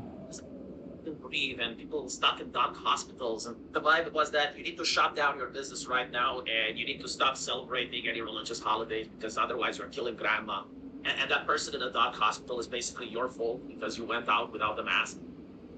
And this is exactly that. I mean, look, the entire thing, right? Like two kids stuck in darkness with people that want to give them alcohol, and I guess they're trying to bring the message that social media is just as harmful as alcohol. But what's interesting here is that they know it's not. Like, notice how none of the kids actually drink the alcohol, but they do use the social media. And so imagine if the commercial actually had the kids drinking. Like, how would the public react if you saw this young lady taking the glass of wine and having the sip? Like, people would be morally outraged, right? Like, they would be freaking out. But when the kids are actually given the smartphones, like, no one actually cares, right? Because, like, we grew up as well. Like, we were teenagers. We used the internet. And the whole thing is to drive the conversation to a level of hysteria and to prime the public for a level of emotional discourse that has nothing to do with logic anymore. Because obviously the conversation is not about children. I don't think anyone gives a shit about kids being on the internet. The real conversation should be a hunched, evil-looking politician going into your bedroom while you're posting a meme and then like reaching out into your wallet and taking your ID card and looking at your ID card and then looking at your face and then calling the cops because you posted the meme. That's the real conversation that's happening here. And that's how the commercial should be like. Like, you're letting your politician into your bedroom? No, then why are you tolerating this shit? Because apparently, like, they work with a lot of child safety groups, but they didn't work with a single privacy advocacy group. Like, they don't give a shit about the adults. And so apparently in Australia, what the adults do is public information, but what the politicians do is private information. When it should be obviously the other way around. Now, it's also the lack of context and nuance, and you will notice this with a lot of Anglospheric propaganda. They do not differentiate between a 5-year-old or a 15-year-old. A parent that does raises kids properly versus another parent that doesn't. So what I mean by this, well, not all social media and not all parents are the same. Like, if I want my 15-year-old kid to have internet access every Saturday, and I actually do install parental controls, and I actually do manage to look at who he is talking to and what he is doing, why should the government not allow me to do that? Like, that's fucking insane. And it's obviously not the same with a parent that just lets their kids use the internet with no supervision, anytime they want, etc., etc. The Australian government is basically saying that if a kid uses your ID, your username, so basically, you didn't log off YouTube or you didn't log off Facebook and you're going to bed, and then your kid comes in and he uses that account, then Facebook or YouTube is now legally obligated, if they find out this happened, that they should ban you. I mean, that's insane. That's mentally retarded. And now they're talking about banning VPNs. So notice how this hyper-emotional, hyper-polarized issue only has one solution, which is digital ID and the removal of internet anonymity. And if anyone complains, it's not because they don't want the government to crack down. No, it's because they don't care about the children. And even like this, where you bring alcohol to kids. It's obviously one thing if a 2-year-old has alcohol, but it's another thing if a 15-year-old with his dad celebrating New Year's is offered a glass of wine. Right? Like, it all depends on parenting, context, nuance. Like, not all things are the same. But they have like a very communist, collectivist mindset now, where it's not your children, it's our children. And of course, like if you run your entire nation as a welfare state, the government just extracts resources from the population, then they're looking at society like a farm. And we need more animals in order to increase our production quota. And if we don't have enough animals on the farm, like that's fine. We can buy more from overseas. We can domesticate our animals further, and society has to be managed, like just like a farm has fences, and right. Now, again, they don't think about context, because I had this conversation with someone else, and they said, "Oh, so you want a society without rules?" And it's like, "Oh, don't you think like between having a fascist hellscape where you have no privacy and you can't even parent your children without the consent of the government, and then having a society with no rules, don't you think like there can be a zone in between that's called common sense?" This mentality, like if you can allow a drop of water into your house, then you're consenting for the entire ocean to be dropped into your house. It's fucking madness. It's insane.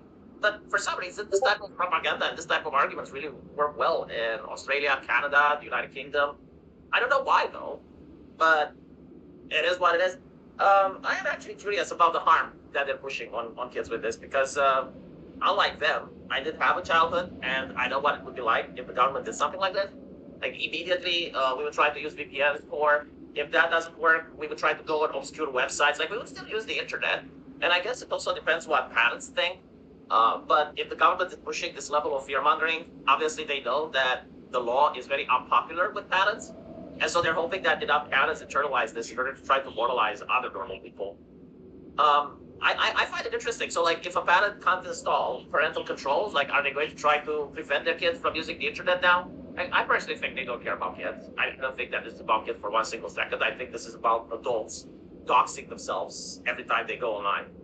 But if I was to say, like, okay, maybe they do care about kids a little bit, the only reason they would is because the only place that you can find populist propaganda, because this is what they fear the most, is on the internet, is on social media. And they really despise the fact that in recent years, a lot of kids were populists and they were voting right-wing. And so the only place that that was happening was on unmoderated websites, like 4chan, like in Discord, like even Twitter, talking with AI bots. And so they're definitely scared. You know, like they actually want the complacent teenage population that has their faces in the smartphones and don't get politically engaged and then promote leftist bullshit. When that happened with the environmentalist movement, like they didn't care. All of a sudden now they care. And it's also interesting that if you looked at the conversation 2 years ago, no one was this hysterical, right? Like no one would make the accusation that letting your kid on social media is the same like giving them a bottle of wine. But I'm pretty sure that now with astroturfing and with this type of messaging, you are going to see this hysteria. I give it 3, maybe 4 years, because that's how long COVID took, until people are basically going to do malicious compliance or non-compliance. If I was in Australia, I would definitely fight this. The first thing that I would do would be to research every single company involved. For instance, the government named a company called Headspace that offers online advice for mental health. I was trying to see why the government recommended this particular company. Like, was there an auction made? Is anyone at the company working with a person in the government? Is there some nepotism going on? Is the money flowing there? Like, that's the type of questions you need to do, and then start filing lawsuits for conflicts of interest. Now, who are these corporations that do the robust digital ID verification? Who created them? Are they associated with any NGO that the government works with? That's the type of lawfare that governments hate. Like people on the street protesting, that doesn't really work in 2025 unless you already have the media in your pocket. But lawfare and legal jutsu absolutely work. In fact, like some of the biggest success stories in the European Union regarding pandemic measures were done by people that actually did use lawfare. So that's my advice for people living in Australia if they don't like this nonsense. Anyway, let me know what you think. And as usual, I will see you in the comment section. Take care. Onyo, they're doing it again. They're going to do it for the wider audience. Oh, that wider audience that needs constant race swapping in order to satisfy. Like the wider audience that craves that rich, vibrant diversity. I'm curious though, who are they going to blackify this time? Is it the Lion? Are we going to see a Netflix version of the Lion? Probably. Apparently, they're doing a remake, a reimagining of Narnia. Was the original Narnia even that popular? I remember it coming up, and a lot of people wanted to see it. I wanted to see it. I mean, it was cool, you know, but it was no Harry Potter, was no Lord of the Rings, it was no Attack on Titan. So I guess it wasn't for the wider audience. all jokes aside, though, the actual fairy tale is pretty good. I didn't like the movie. And if you didn't know, it's actually oozing with a lot of Christian allegory and Christian stuff. See, I noticed something about the current culture where there's a lot of people on Twitter, like a lot of angry people with crosses in their bios, berging out about anime. You know, how anime is destroying their society, how anime is destroying their civilization, their churches and everything, and that pesky fan service. And they want to censor a lot, you know, like censor pornography, censor OnlyFans, censor this, censor that. They would have more success if they did what C.S. Lewis did here. Basically, create alternatives, right? Like create stuff that's wholesome, create stuff so that people, instead of watching anime, they're going to watch it. It's not going to be 100% cultural victory. Like, obviously, there's always going to be people that also watch anime stuff. But if you actually have like Christians on Twitter, like going and crowdfunding and starting their own GoFundMe and making their own story, some of them would be successful enough that it would actually get a following, and you would actually like have an alternative culture in order to push back against the evil Japanese degeneracy and Benjamin Netanyahu's minions dominating the internet. You know, seriously though, like that's how the left managed to break the previous George Bush era domination of culture. They created alternatives. They created music. They created various TV shows. I mean, they were leftists, sure, you know, the chocolate, of course, but they created stuff. Heavy metal, South Park, Jackass, Beavis and Butthead, right? Like, where's the Christian equivalence now? Like, honestly, I think like at some point there will be. But right now, I keep seeing people bitching on the internet, right? Like, look at this translation. We're going to remove all the Christian values and morals, that blah, blah, blah. I'm pretty sure they will. Yeah, no, it's definitely going to be a disaster because the woke are becoming also stagnant. They embrace safetyism and they come creation. But let's be honest for a little bit. You know, like now is the time to actually start making things. Never before where there's so many opportunities where you can just have an idea, and if you know how to market, if you know how to brand yourself, you can actually raise money and then create something. Like now, you have so many tools available. Like you can actually have game engines that you don't have to build for yourself. Like just pay the subscription for Unity or for the Unreal Engine. Boom, you already have that. You have asset packs. Like you buy asset packs with sound. Like you can limit the cost of production. All you need is a good idea and some crowdfunding. And this is the competition. Like you're competing with this stuff. When you know they're going to race you off something, like they can help themselves. And you know they're taking something that does indeed have Christian values, because C.S. Lewis definitely added a lot of Christian metaphors and Christian themes into Narnia, and they're going to piss all over them. So, you know, like, there is no better time in human history than to start creating. But, of course, that means having these people stop doom scrolling, stop spending their entire time bitching and arguing with other individuals on Twitter for no reason whatsoever. Like, you're not going to convert people just by screaming at them over Twitter because they're watching anime. Like, they're going to tell them to go fuck yourself, but they're going to still watch anime. But if you're actually creating a parallel community that's genuinely wholesome and is not just filled with insults and petty shit, then yeah, you're going to have people that are going to do that. Now, yeah, regarding Nadia, the director is very hilarious, right? The film will be a cultural event that is going to change the world. Holy shit, is it going to lower my taxes? Because that's the only thing I care about. Is it going to end the environmentalist cliff? Because I don't like paying for carbon credits. Like changing the world. Is it going to stop the war in Russia?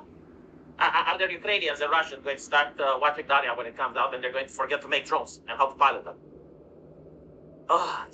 You know, I do understand marketing. Like, don't get me wrong. I understand that you need to hype up something, but wouldn't it be cool, like, if they did it back in the back in the day, like they would say, oh yeah, well, this famous actor that everyone liked is going to star in this movie. But I guess like they don't have famous actors that everyone likes, and so they got to go with that. They would go with like, okay, so we discovered this brand new technique of making special effects that is mind blowing. Here's a trailer. They used to do that when Terminator 2 and RoboCop came out, and people were just mind blown by seeing the trailer. They also used to say, all right, so like we got like this very interesting plot, this very interesting story, and they would actually show you a trailer of a new world, and you would think, you know, like they did that with Avatar. Yeah, they're not doing any of that anymore, huh? Like all they're doing is, yeah, we're making another remake, like at this point, they are the human equivalent of AI slop. Like at least the AI makes it instant, and you know it's slop, right? These people, they actually work for the slop, and then they just mash something in, do a skin color palette, you know, like the Black Lion DLC, and then charge you $70 for it. It's sad. But I will repeat what I have said one more time. Now is the time for creative talent to rise. Like, there won't be any other time. Like now the ships are sailing because this is the competition. Really easy to do it. Do you know the Terrifier, the horror movie came out? Apparently it did very well. Like it got more money than it invested, right? Because like there was a niche in the market when it comes to body horror, and the Terrifier, yeah, like it did very well. So there you go. Because like the competition is so shit. Well, I don't know what you guys think though, and as usual, I'll see you in the comment section. Take care.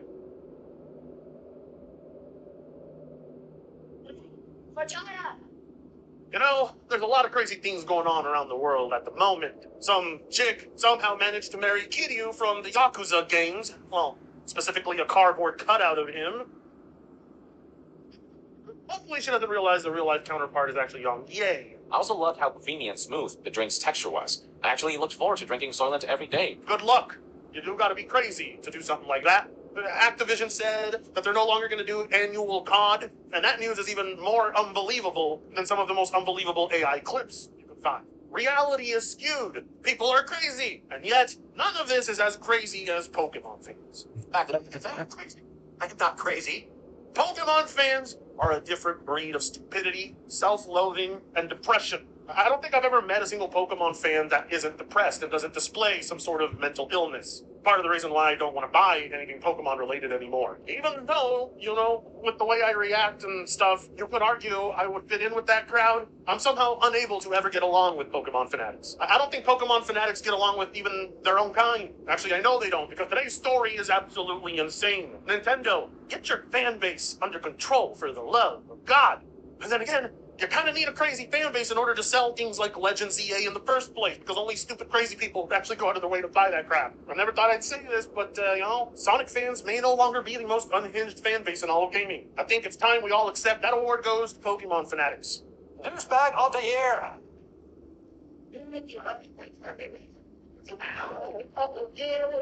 The only group I can think of that cheers on patenting laws that prohibit other video games from using similar game mechanics. They are not in favor of video games that disrupt the flow of what they already know. They want things to stay the same. Hell, they want things to be even worse for Pokemon. They just don't ever want Pokemon to go away. Before I get right into the story, I just want to let all of you know, since none of you ever tune into my streams on Sundays. See, the husky's whimpering. He knows you don't. You made that husky cry. Tune into the streams. I rubbed your putrid beach. How about halftime? Why does that be later? I command you to tune into the streams. By the way, for those of you who don't want to, we have the Fertanga Streams channel up and running. Catch all the best highlights of the streams right there. Don't forget, the Game Awards are happening on the 11th. I will be doing an all-day stream. You might want to show up extra early for that. We're going to have a lot of fun. And so thank you for 118,000 subs. Thank you for helping me break this milestone. I felt like we were stuck at 117 forever, and then all of a sudden we broke 118. If we break 119, then I will reveal my social security number. Suckers don't know I'm not legal. You can't have that info. Hit subscribe. Let's get to 119,000 per usual, blah, blah, blah, blah. You know how it is. Self-promotion out of the way. Let's begin with the mocking of the most insufferable fan base in history. So apparently, Pokemon cards, you know, the millennial version of stamp collecting, is one of the most popular things on the planet. A lot of people buy cards thinking one day it's going to make them rich. Don't do that. If you want to be rich, invest in silver. Don't be stupid. Invest in coins. Don't invest in Pokemon. Because you never know if in 10 years from now, Power World completely overtakes it. It's not out of the realm of possibility that Pokemon could fall as the biggest IP. Invest in better things. Invest in the future. But for the love of God, don't make this company even more rich than they need to be already. Yeah, thank you, Husky. But apparently, you know, adults just can't help themselves. Pokemon is meant for children. We've talked about this several times. If you're a grown-ass adult standing in line, what are you doing? Get the fuck out of there. Let the kids have fun. It's kind of like bringing Nerf guns to a family party and then just playing with them and never letting the kids have fun. You look ridiculous. What's even more insane, though, is if you get emotionally frustrated and violent over these pieces of cardboard, which is exactly what Pokemon fans have been doing. My staff have had customers threatening to rip their heads off. Retailers and collectors tell of Pokemon TCG woes. Scalpers are making it impossible to find cards. Good. I mean, I know Pokemon fans are crazy because whenever I do make any videos mocking Pokemon Legends EA, I'll occasionally get comments where people tell me to go off myself or to go get deported, all because I said Pokemon Legends EA was ass. And why did you stay in Mexico? Well, apparently, the story goes a little crazier than that. The fact that the Pokemon trading card game has created its own mini economy isn't news. Yeah. But back when it launched in the late 90s, there were accusations that it was encouraging gambling amongst kids, with many schools banning the cards from the playgrounds. I mean, I wouldn't associate it with gambling, but it's definitely a gateway. I know several people who start off with Pokemon cards, and before you know it, they're at the VLTs. In more recent years, however, the market for collectible cards has risen to hitherto unseen levels of insanity, driven by the fact that the children who grew up with Pokemon in the 90s and 2000s are now adults. Yeah, good luck telling them now. A lot of those Pokemon fans seem to forget they are adults, sadly, and can invest heavily in picking up the rarest examples. And the high prices have predictably encouraged opportunistic scalpers moving in, drawn by the promise of turning small purchases into hundreds of dollars. Again, you're better off investing in stocks. You're better off buying coins and trying to exchange those and trade those for money. There's a much better things to invest your money in, but nobody ever explained to these people that one day you're gonna have to fucking grow up. One day you're gonna have to stop buying Pokemon cards and toys and games, and you're gonna have to start doing some real shit with your life. Because I know people in my real life who have had loved ones walk out on them because they have severe addiction to this kind of crap. I'm not even joking. It's pathetic. I wish I could feel sorry for them, but I don't. Because it's all just a matter of growing up. The end result, rather sadly, is that younger Pokemon fans are being denied the chance to grab cards for themselves. Again, yes, this for kids. And all the adults are coming in and ruining this for the children. That's who it's for. And they just don't get that. They are very selfish and very immature. British news outlet The Guardian has been speaking to retailers and fans to get their take on the current state of the Pokemon trading card game in the UK, and it's particularly pleasant reading. Ben Dyer, the owner of the independent store, Bath TCG, says, "My staff have had customers threatening to come back and rip their heads off. It becomes quite unpleasant at times. I've heard of other stores where people have been attacked or there have been robberies." Well, those attacks and robberies might be from a different demographic, UK, but we're not going to talk about that. No, he said something about a certain group of people. What? Oh, it was a joke. It was a joke. You thought it was a joke, but it didn't land as much as I thought. We've even seen people who buy our products and list them immediately on Facebook while still in our carrier bags. Oh, the lack of shame is insane. Or sell it right outside the shop. We're even anxious to put stuff on the shelf for the public because we just don't want to entice that sort of behavior. They're out pulling Pokemon stuff off the shelf because it's negatively affecting their business. This is insane. I mean, it's not far from being believable, though, because I have witnessed this very ugly side of the Pokemon fandom. We used to sell whole boxes of booster packs, but now we've had to stop doing that and even place limits on the individual packs. I mean, that's how you should be doing it, ideally. Unfortunately, Pokemon cards might be more destructive to society than crack. You can't cure Pokemon retardation in these grown-ass adults. You can get people off crack, but you can't get people off the Pokemon stack. The man has consistently outstripped supply in the world of Pokemon TCG for a few years now, but Dyer thinks a correction is perhaps on the way, although it may not last for very long. Curious about that, because, what could happen to fix this? You can't fix Pokemon fans. There are signs of the market cracking. Wait, what? Prices of singles are coming down. Sealed products are coming down. People aren't as ferocious as they once were. There's also a lot of people now thinking Christmas is soon and I need some money because I've not made what I was hoping for from reselling cards. So we'll see a dip. But then early 2026 brings Pokemon's 30th anniversary. So I think we'll see another crazy period. Ooh, Pokemon's 30th anniversary in 2026. I'll be sure to be there and roast and trash this entire franchise. So, You're playing on the server? It's even crazier. Check this out. Stone Goody. Stop selling it outright. Only dedicated hobby stores still sell it. I'll never understand why people are so fanatically obsessed with obtaining cardboard that costs like 4 cents to print. One thing, you're actually playing the game, but with so many people throwing thousands of dollars just at owning the stupid things, it's insanely eye-rolling to me. I wonder if scalpers see what they're doing and just don't care about it. I wish all scalpers would very lose all the money on your bank accounts. I will say, some of the card art is simply beautiful, but yeah, the collection has gone rather out of control. I mean, I don't understand the value. A Pokemon card can't get you through anything in life, realistically. It holds no actual value. I mean, well, no, that's not true. If we reach apocalyptic times and people have nothing to burn, well, Pokemon cards will serve as fuel for a bit, I guess. Just think about all the toxic fumes that'll come out of that burning pile and how nice it'll be to take a big whiff of that and lose all your brain cells and give yourself cancer. But yeah, it's a real problem. And then Guardian is also reporting on this too. Kids can't buy them anywhere. How Pokemon cards became a stock market for millennials. Funny, that's exactly what I just said. Pokemon has been huge since the late 90s. Millions of people have fond memories of playing the original Red and Blue games or trading cards in the playground for that elusive shiny Charizard. If then, But if your school didn't ban them, the franchise has only grown since then, but where the trading cards are concerned, things have taken an unexpected and unfortunate turn. It's now impossible to get your hands on newly released cards thanks to an insane rise in reselling and scalping over the past year. Now, this is true because my sister took my nephew over to Walmart trying to get him some Pokemon cards.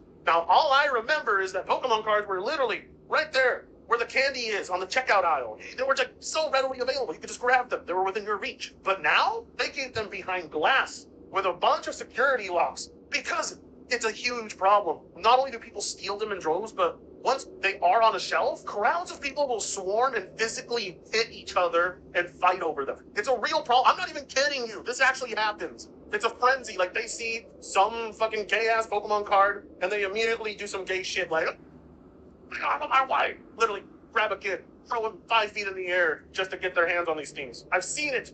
Well, minus, the throwing the kid part, but I have seen them physically fight each other. Selling on your old cards to collectors has always been part of the hobby, and like baseball cards or Magic the Gathering, Pokemon cards can sometimes go for thousands of pounds. However, the resale market for Pokemon has climbed so high that even new cards are valued at hundreds before they've even been released. The latest set, Phantasmal Flame, had a rare special illustration Charizard that was being valued at more than 600 before anyone had even found one. When a pack of cards retailed at about 4, there's a huge potential profit to be had. This has led to a speculative stock market developing around the card game, with adults snapping up all the cards they can get their hands on, making it impossible for kids who may actually want to collect them or play the game associated with the cards to get their hands on it. It's become quite unpleasant at times. I've heard stories where people have been attacked or there have been robberies. Online via retailers such as Amazon, you can only request to buy Pokemon cards, after which everyone is entered into an opaque raffle for the chance to buy them in the real world. Meanwhile, resellers will queue for hours outside shops, hover around shelves as if they're being restocked, and buy up every item before anyone else can see it. All just to buy box that are often kept sealed for later resale. My staff had customers threatening to come back and rip their head off. Yeah, we read that in the other. So yeah, it's being mass reported here. Everybody's talking about it. Finlick Pink from Kingsham traveled to Bath TCG to arrive almost 2 hours before opening time to secure some cards. Jesus Christ. Going all the way to the UK and arriving 2 hours early just for cardboard? It was first and only 40 people. This is the first set I've arrived early for, as I've been unable to get cards at other times. It's a real struggle to find them, he tells us. Scalpers are making it impossible to find cards. It's crazy, and YouTubers talking up the money are making things even crazier. Adding to the issue of scalpers, popularity of YouTubers and TikTok influencers recording themselves opening packs, flicking through the contents at mesmerizing speed, and listing the card values as they go, exaggerating reactions when they find a hit. Common cards are discarded, and only high-value cards matter. The joy of collecting or playing for fun is no longer the point. It's all about maximizing value. Pete Sessions, a project manager from Bristol, attended a Pokemon play night at the shop with his son, Alfie, and is concerned about influencers' impact on the hobby for his child. He's been into Pokemon for a few years, but just got into collecting the cards over the past 6 months. I've had to ask shops when their soft drop days are just to try to find some. 我这是 OK 可以。 That it's easy to make loads of money when that probably isn't the case. It isn't. This is a very bad investment. Do not do this. I can't stress enough. Don't do this. People are opening these amazing cards on stream, but you don't know how many thousands of packs they've probably gone through or how much money they've spent at Steyr. So then they feed you the good stuff, that dopamine hit, and you think, oh, I can do that, and then you spend a silly amount of money hoping to get one hit. Man, just go, don't do substances. I'm saying, if you're looking for a dopamine hit, a cheap dopamine hit, chances are there's somebody on your block selling a cheap dopamine hit. Don't go and spend hundreds of dollars on cardboard. Fucking morons. The hype around potentially making hundreds of pounds by just opening a pack of cards has resulted in a volatile market to the point that people now use apps as collector to track their card portfolio. Guys, it isn't false. It also led to devious practices such as selling fake cards or opening and reselling packs after swapping out any rare cards. And that's all before the added layer of the card grading industry comes into play. Cards can be sent to independent organizations who rate and seal cards, blah, blah, yeah. Here's an interesting stat, though. Despite the fact that the Pokemon Company printed 10.2 billion cards in the year to March 2025, they're still struggling to keep up with demand. Well, you have to keep in mind, this is a bunch of waste. Most people are buying packs, ripping them open, and just discarding everything in there if it doesn't contain what they want. So that demand is all a part of a gamble, really. Like, Pokemon trading card game is a gateway drug into gambling. That's why the demand is high, because everybody's hoping one day they're going to get a card that pays for everything in their life, even though no such card actually exists. When approached to comment, It shared a statement from 7 months ago saying that the company is actively working to print more of the impacted Pokemon TCG products as quickly as possible in a maximum capacity. These guys have cracked the code. Pokemon Company knows what they're doing. They know that they're basically selling people useless pieces of cardboard. Toilet paper holds more value. Wipe your ass with that. Try wiping your ass with a Pokemon card. Good luck. Hemorrhoids are coming your way. Fortunately, there are signs that the reseller market is starting to correct itself.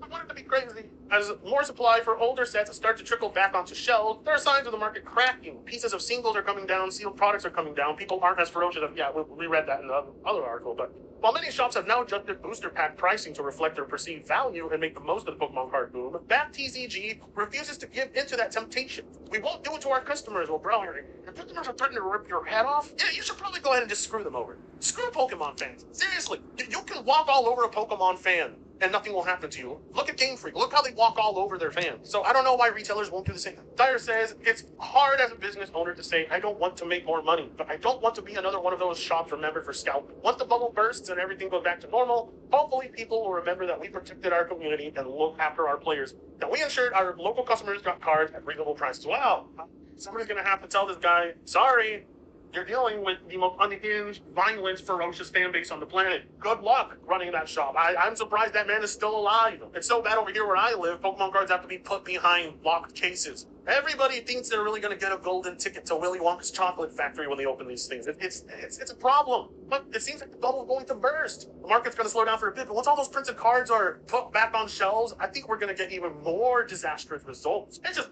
further proof that Pokemon as a franchise, as mid as it is, has such a ravenous fan base of loyal consumers who are so loyal to what they do, they're willing to physically assault other people, steal, burglarize, scam, every deadly thing you can think of under the book. And I pray for the day that this giant intellectual property crashes and burns, because what it's created is disgusting. I don't have much positive things to say about the Pokemon community. I despise them. Even more so than Nintendo guys. Like, I think between Nintendo and Pokemon, I know that they're synonymous with each other, but if I had to say which one was worse, I'd say it's Pokemon. It hasn't done anything good for society at all. Like, comment, share, and subscribe if you so choose to. That being said, I will see you at the Game Award. Bye-bye! I can't reconquer so fast.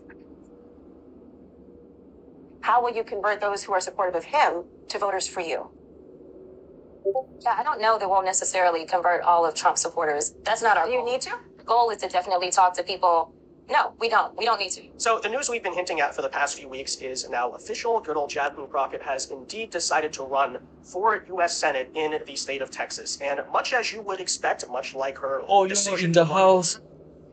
days of the campaign are already off to a completely ridiculous, delusional, and ultimately egotistical start. You know, you're dealing here with a woman who seems to believe the function of elected office is to be a social media influencer. And in the theme here of the narcissism, you could argue that she's actually screwing over the wider Democrat Party as a whole, because she's going to suck all of the money and attention that otherwise should be used for practical swing state races, you would think, to her own little attention-grabbing, egotistical campaign. And we'll tell you all about this today, because, you know, on one hand, you have that aspect of it. On the other hand, you would think to yourself, hey, I'm running in Texas. This is a state that Donald Trump won by 14 points. I don't think a Democrat has won elected office there for the past, I don't know how many decades, right? Maybe I should move to the center. Maybe I should not act like such an idiot all the time and try to make an attempt to make any appeal to Trump voters. And she's just straight up saying in her first interview since the announcement, yeah, no, I'm that popular, I don't need them. Like, basically just doing the Katie Porter thing all over again. So we'll get into all this again. Jasmine Crockett running for Senate, and the lowlights we've already gotten within the first 24 hours. Let's get into it. First, though, do us a favor. If you enjoy our content, make sure you hit that like button down below and subscribe to the channel if you are new. That's the best way to support our work. It also ensures that you can stay up to date with all the latest news and coverage. And that said, you know, I'm going to keep going on this theme of the narcissism, the ego, because this is something that even, of course, her campaign staffers that got fired out of the office have reported on, and you can clearly see it. But if you still can't catch on the theme of what I'm talking about, I mean, just take a look at her introductory campaign ad, because this does tell you everything. How about this new one they have? This star, Crockett. How about that? He's a new star of the Democrat Party. Crockett. They're in big trouble. But this woman, Crockett, she's a low IQ person. I watched her tweet the other day. That's really a low IQ person. Yeah. Oh, man. She's a very low IQ person. He said the other day she's one of the leaders of the party. I said, you gotta be kidding. Now they're gonna rely on Crockett. Crockett's gonna bring them back. Wow, guys, wasn't that so cool? So much aura. She's such a girl boss. What a queen. She crossed her arms and everything. Yeah, you know, this is what people want to vote for. It's worked in every election it's been tried. Yeah, she's so tough. Tough woman, isn't she?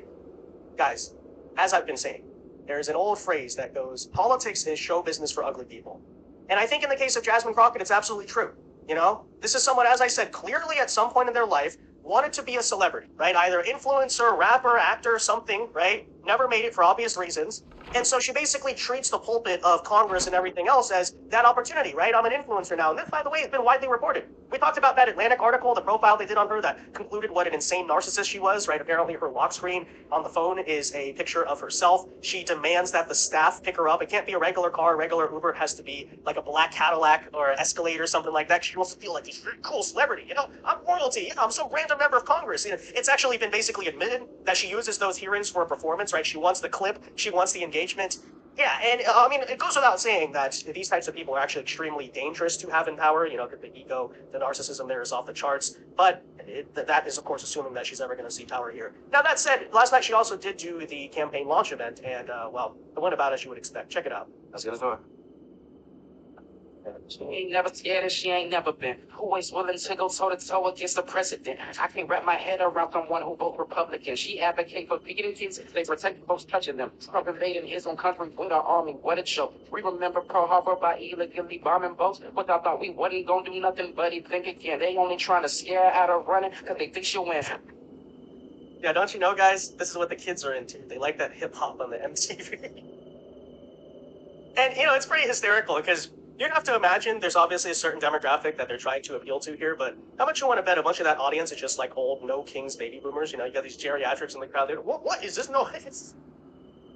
But okay, anyway, so you have that. Here you have her too, by the way. You know, it's basically self-admitting that the entire idea here to run for Senate, much again, like I'm going to say, her entire purpose in politics, because she's not exactly an effective lawmaker, is she? Is ultimately to serve herself and her own ego. I mean, take a listen right here. Yes.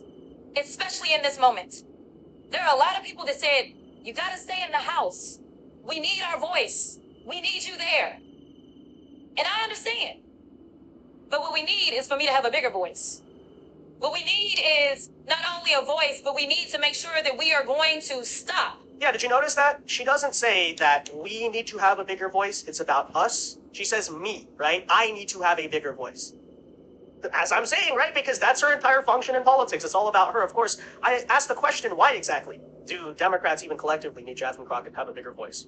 Is it because she actually does something? Again, is she an effective lawmaker? No. It's so that she can scream, she can grandstand, she can cause more havoc. And for what purpose exactly? To get social media clicks? To get praise from the No Kings protest? Wow, you're such a fighter. She doesn't do anything, right? No, it's about you amplifying yourself so that way you can just, I don't know, you like the thrill of being famous? I don't know, you're probably profiting off of office, I'm not exactly sure, but of course we get the entire idea here, right? She's a self-delusional, like, person all about her own grandeur. Okay, now take a listen as she's about to compare herself, right? The person who can't even speak English and acts trashy all the time to Barack Obama. All right, that's actually what she thinks she is. Okay, take a listen. Yes, we can. Yes, I'm talking about President Barack Obama. How many no's do you think he heard before he got a yes? No, you can't win. No, the country's not ready for a black president. No, a black man can't get elected. No, your middle name is Hussein. No, you can't beat the Clinton machine. But Why isn't even listening to this? told them, he said, yes, we can. Yes, we can deliver on health care. Yes, we can enshrine equal rights. Yes, we can bring jobs back to America, create opportunities for all. And yes, we can save the economy after a Republican president sends it into the gutter. People ran lies, rumors, and tried to poke holes in everything about Obama, from his face to his heritage. Falsehoods about his daddy, mistruths about his mama. There was even a question about his birth certificate. But he didn't let any of that get in his way. He worked. Okay, yeah, you basically get the idea. We're not going to let her go on forever, but the point there is taken. She's trying to argue that, well, Obama was the underdog. Nobody believed in him, and then he became the president. So clearly, that's why I am the best candidate to run for Senate in a state that Trump won by 14 points just a year ago. Of course, there's a couple of problems with that logic. First and foremost, even Barack Obama did not win the state of Texas. I'm just going to point that out. But secondly, you are not Obama. You're nothing close to Obama in 2008. And thirdly here, you know, the reason, let me explain this to you, right? You keep hearing them allude to this point, they don't want us to run. And that is absolutely true. The Democrat establishment, both in the state and nationwide, probably sees Jasmine Crockett as the worst possible candidate for obvious reasons. But the logic she's applying is like, whoa, they've had their time, whatever. Okay, let me reveal a little secret.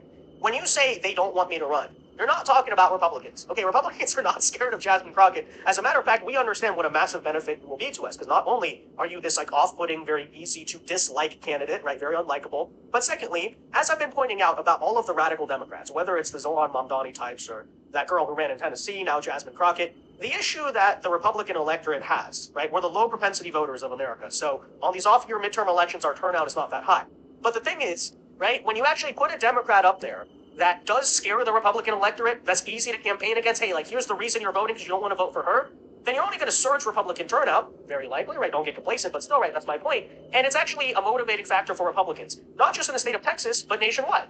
Because what's going to happen in 2026 is that much like Zoran Mamdani, Jasmine Crockett's not just going to be some idiot we talk about occasionally, she's going to be like this face of what the Democrat Party is. And yeah, newsflash, outside of your overwhelmingly majority black district that's like D plus 80, however blue it is, right? Outside of that, you know, a lot of people are actually off-put by your behavior. They find you loud, obnoxious, annoying, very unlikable, again, as I'll say. So just to explain to you, that's the reason why Democrats don't want you to run. It's not because you're not going to win the primary. Obviously, barring some type of crazy event, you will. It's because they know the liability, the damage you're about to cause to the party.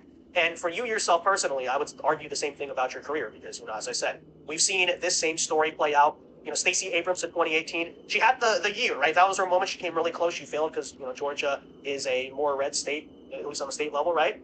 And then she tries to do it again in the next few cycles. Guess what? Now she's irrelevant. Same story with Beto, you know? You want a question of how this stuff goes in Texas? Ask Beto, who, by the way, I would point out, back in 2018, when he had his first campaign against Ted Cruz, was running in an environment far more favorable to Democrats, because back then there was a widespread belief that, hey, anyone remember this from 2010s? Texas was looking like it was going to go blue. You know, Trump won it by, I think it was like 9 points. It was kind of close in 2018 and 2020. I think Trump only won it by 6. But what's happened in the next decade is Texas has only gotten more red, right? Look at the last election cycle. So that's all to say, right? You're running in a more red Texas than Beto will be. But somehow you believe the math is there because, as she said, you know, she doesn't actually need other voters. She just needs the black voters are going to carry her through and the no kings protesters, you know. So that said, take a listen here as she admits that exact electoral strategy. How you make voters who previously voted for Trump, particularly given that you have been an outspoken critic and he has inserted himself, just take your campaign video as is. He has inserted himself at every turn when it comes to your commentary. How will you convert those who are supportive of him to voters for you? Yeah, I don't know that we'll necessarily convert all of Trump supporters. That's not our. You need to. Goal is to definitely talk to people. No, we don't. We don't need to. Our goal is to make sure that we can engage people that historically have not been talked to, because there's so many people that get ignored, specifically in the state of Texas. Listen, the state of Texas is 61% people of color. We have a lot of good folk that we can talk to. We know that when Beto came really close, Beto, who is a progressive. Okay, so I'm going to stop it right there. Basically, again, this is the Katie Porter saga. I don't really need to win the Trump voters. Well, here's the difference. Katie Porter's running in California. You're running in Texas. It went for Trump by 14 points. And in her initial interview, right, she's brushing it off. She's like, we don't need to win Republican voters. You don't need to win Trump voters. What are you talking about?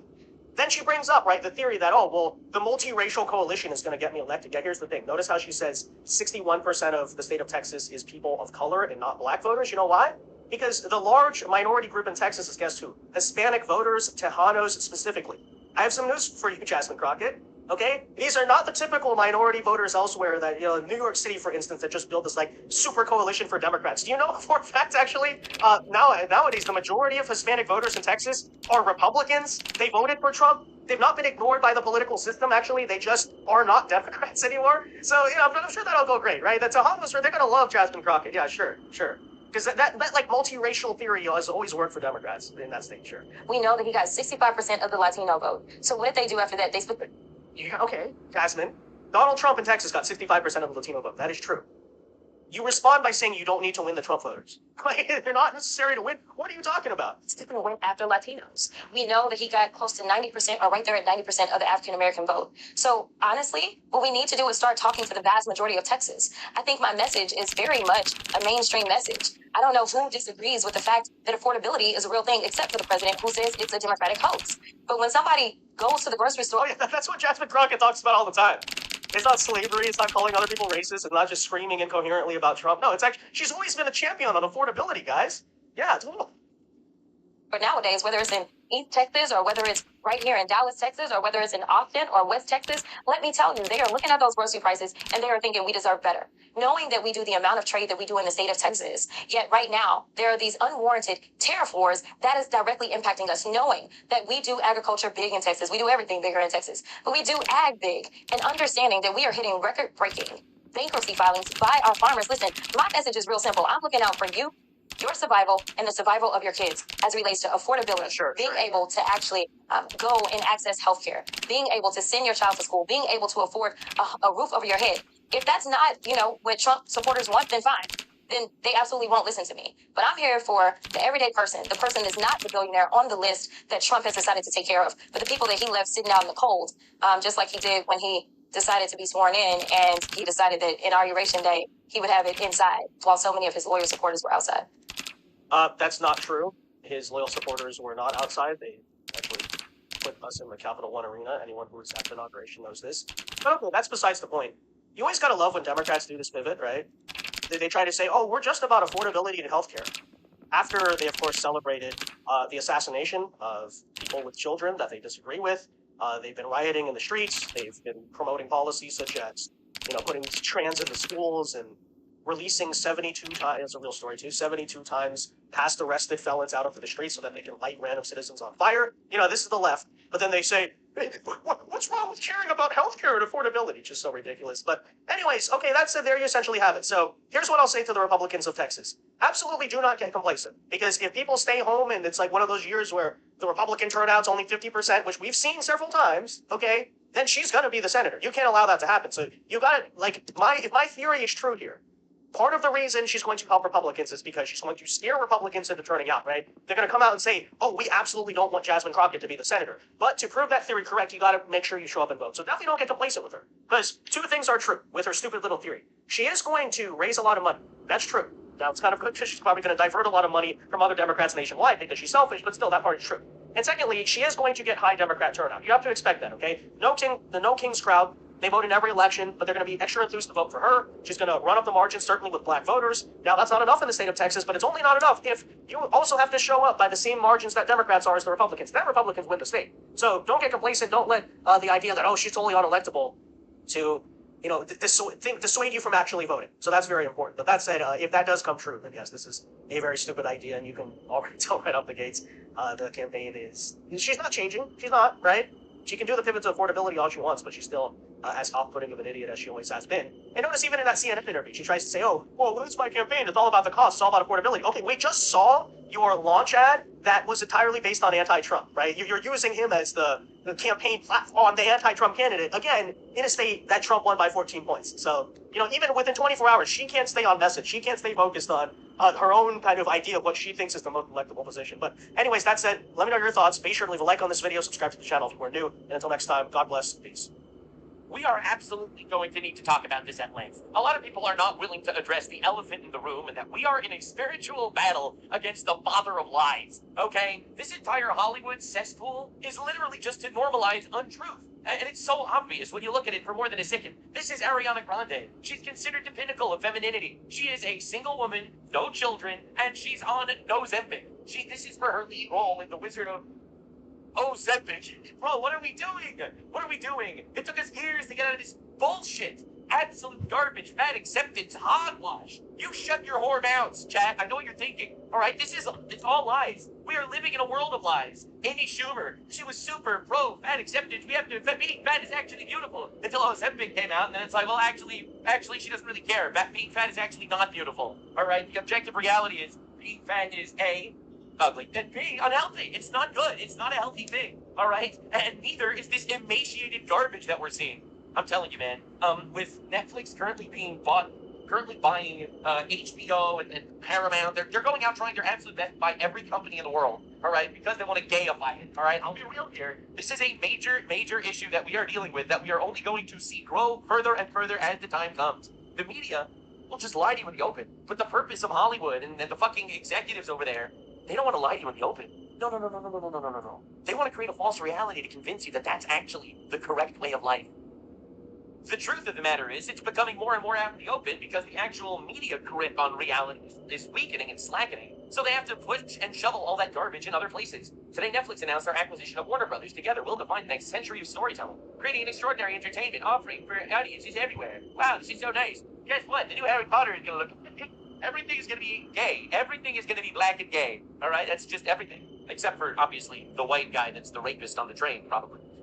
The white national that's the rapist stopped by the brave and faithful and innocent, beautiful Somali migrant that stepped in the way of a white rapist. Bro, we know what's happening. This is the most dangerous media consolidation in American history. Netflix is trying to acquire Warner Bros. And HBO in an $82 billion deal. This means Barack and Michelle Obama, the Democrat super donors that run Netflix, will now own a monopoly in children's entertainment. This is, by the way, not a conspiracy theory. This is a fact. The Obamas have a 9-figure Netflix production deal. They released 7 propaganda titles focused on children, fatherhood, BLM, trans ideology. Obama's insider Susan Rice sits on Netflix's board.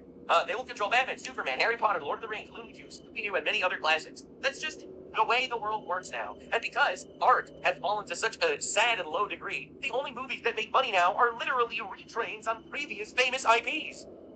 Like, I mean, seriously, look at how sad this is. Here I asked them to list the top 10 most successful movies in the last 5 years. A bunch of them weren't American. So I asked for the most successful American movies in the last 5 years. Avatar, The Way of Water, a sequel. Spider-Man, part of Spider-Man. Inside Out 2, a sequel. Top Gun Maverick, part of the Top Gun franchise. Barbie, famous franchise. Super Mario Bros., famous franchise. Jurassic World, it's a sequel. Minecraft movie, famous franchise. Black Panther, famous franchise. Doctor Strange, famous franchise. They cannot make anything new. They can only repurpose old slop. So here they are consolidating all the slop in one place so they can slop out the slop and turn it gayer. Alright, let's be real. So I want to make this very clear. We are living in a world of lies. A straight-up monopoly on lies that are being gathered by the fucking heathens out there. No one enters suit justly. No one goes to the law honestly. They rely on empty pleas. They speak lies. Truth has stumbled in the public squares, and uprightness cannot enter. Truth is lacking. The Lord saw it and displeased him, but there was no justice. Isaiah 59:4. The reality of the matter is, this is the new strategy. This is new woke. New woke is not about pushing it openly. It's about subconsciously convincing you that what they're showing you is actually the new normal. There are infinite genders. Being emaciated is good. Being fat is good. And we are the guinea pigs, and our children are the guinea pigs that these people are fucking testing their shit on. So Asmongold just reacted to this Ariana Grande shit. So let's see what he has to say. These African children raise money to feed Hunger. It's so sad. This is so sad. Hunger. Starvation. Not having food. All small African children who, without money to their names, banded together to raise enough money to feed one of those people in need of nourishment. It's so wholesome. Ariana Grande. Wow. Oh my god. Village servants quest for honest Ariana. I could not be is hungrier than all of the African children combined, bro. I'll be real here. I'm gonna tell you something that's controversial. It might even get me canceled. I have not seen one person in Gaza look as emaciated as Ariana Grande. I've seen pictures of these people in Gaza, bro. They be fat compared to this bitch. Alright, they all be fat. Alright, what are we doing? She literally looks skinnier than anyone in Gaza during the so-called genocide. Florida Galanda doll, so I made one out of sticks. And it is still more healthy looking than the real thing. Now, is it formulate blimp? Now that you Wait, what? True. This message is brought to you by the Feed Ariel Fund. I mean, I'm gonna be honest. Like, I see her with that other, that like black lady. It's like bald, and like the way that they Voldemort, lesbian Voldemort, bro. Alright, I'm fine with this shit. gag, bro. Those bitches are crazy. Those bitches are crazy. The adults reacting to a helicopter. Oh my god, I love this move. Oh, it'll be okay. Fake news. Surely, bro, this is pathetic. Ariana and Cynthia animation? Oh god. Ariana, you just... Oh, there's a ball in your face. Let me just get that for you. Thanks. But it's on your arm now. She's fortunate. Oh my god. There we go. I'm flying the eye. These bitches are so fucking weird, it's wild. Oh my god. Oh my god, yes, that should be crazy. And this is just the next level of psyop. They are trying their absolute best to destroy you. Young women, you don't need a man in your life to take care of you. You don't need children. All you need is a Dementor girlfriend. Alright? A fucking Dementor-ass girlfriend. Who'll be there for you and make you honestly a little bit terrified in life. The internet's a scary place. We've already lost really good people out here. If you or anyone you know ever had your identity stolen, been the victim of fraud, been hacked, scammed, doxxed, I know I've been swatted. I think it's incredibly distressing. It really is. It makes you feel vulnerable, and your information is out there for anyone to buy. And that's why today I partnered with Aura. Aura protects your privacy by identifying data brokers selling your info. It takes care of the hard part all on its own. It automatically removes your info from all these sites and keeps it off these sites. There are lots of services that offer this as well, but none of them offer nearly as many features as Aura for the same price. You get alerts if your personal info is found on the dark web. You get real-time fraud alerts for credit and banking, 24/7 monitoring to make sure that your identity is secure. Secure VPN that comes along with it, an antivirus, password manager, so much more. US-based support is available around the clock if anything goes wrong, and if anything does happen, Aura includes $5 million in identity theft insurance protection. And they have US fraud experts to help 24/7. Try Aura for free for 14 days at aura.com/Nuxanor. In those 2 weeks, Aura will get to work scrubbing your personal data off these data broker sites. I'm not leaving myself vulnerable, and you shouldn't either. So go to the link in the description, click on aura.com/Nuxanor for 14 days free. Back to the video. Those of you watching just dropped the video saying somehow they've gotten worse for the situation. I covered it briefly in the past, this Ariana Grande situation, but I just think that this is like a perfect display of the Hollywood lie that they're trying to force feed down our mouths and convince us that it's normal somehow.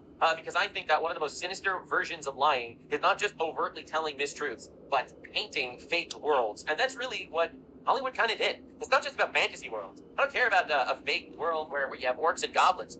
I care when the orcs and goblins are having gay sex. Okay? Alright? That's where I'm drawing the line. Hey, oh Lord, for the goblin one is gone. For the faithful have vanished from among the children of man. Everyone utters lies to his neighbor. With flattering lips and a double heart they speak. Psalms 12. Bro, this is where we're at, man. Alright, lock in. I don't get it. Is it a necessity to be mentally ill these days? See, there's like the normalized mental illness too. That's another thing. Once you start looking at it from this perspective, you're like, why do they keep shoveling all this shit everywhere? Once you start looking at it from this perspective, it'll change you. It'll genuinely change you. Because you'll start to realize that it's all part of a giant strategy. A giant strategy. I don't think, like here, and I'll leave the question to you in the audience. Do you think they know they're worshiping Satan? Or do you think they're worshiping Satan unknowingly? That's the question I leave to you. This is crazy. Like every single time you see in a show, it's like, I'm so proud of you. You're so brave for murdering that baby. Oh, thank you. So bad. The patriarchy was telling you it's a bad thing, but actually, I'm so proud that I murdered that baby. Whenever you see that, it's in order to convince people that this is a normal world. Right? There are 6 things that the Lord hates. 7 that are an abomination to him. It says in Proverbs, a lying tongue is one of them.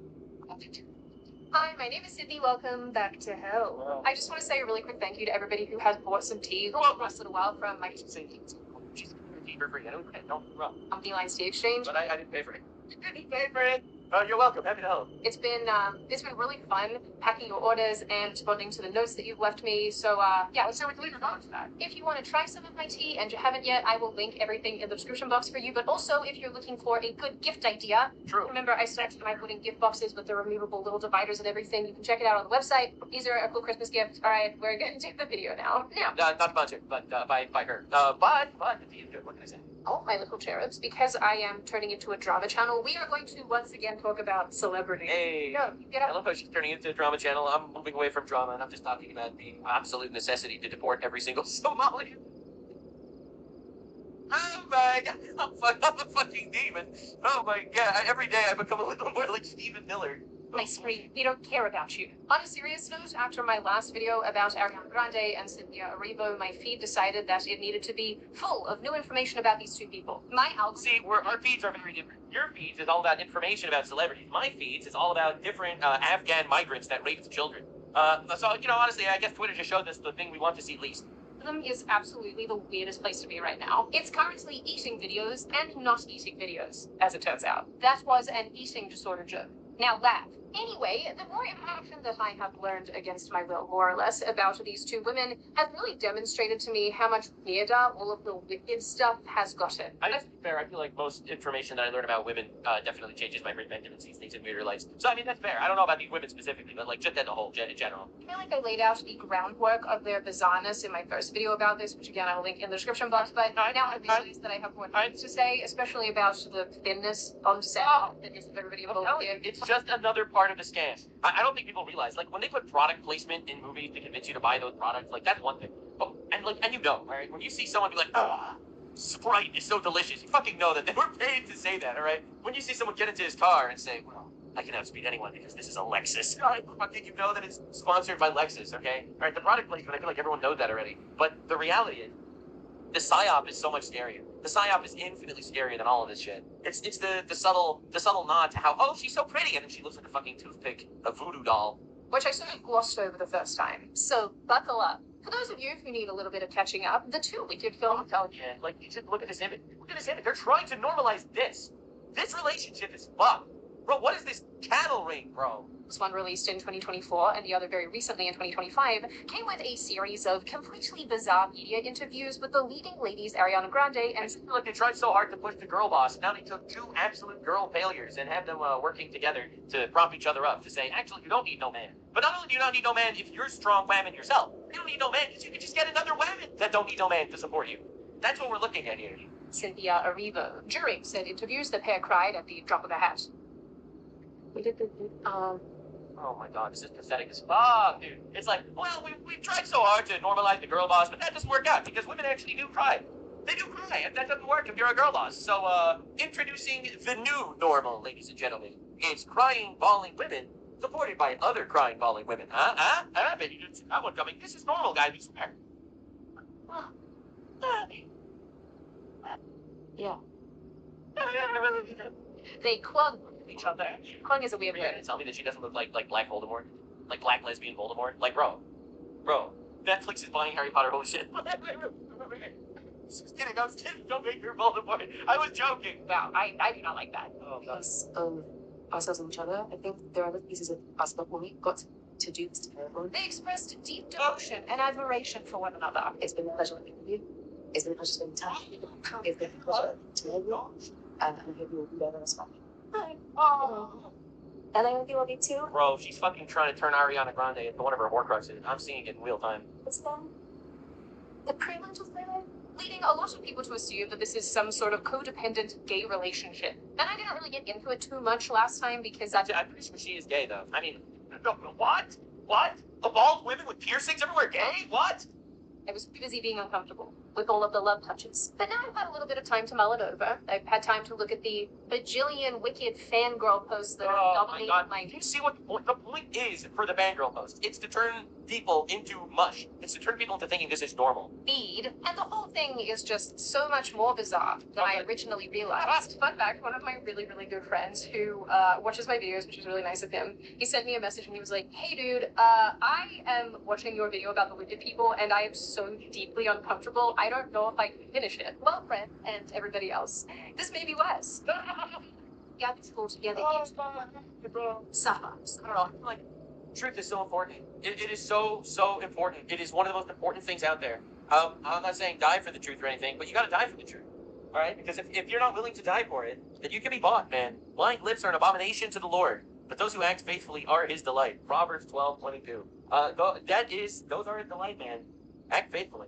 I think we have to call out this bullshit whenever we see it. As much as I would much rather not look at these lesbian Grinches fucking each other with toothpicks, I would rather, honestly, I'd rather talk about almost anything. I feel like it is really important to actually acknowledge what is really going on. What is going on? What are the agents of Satan doing now?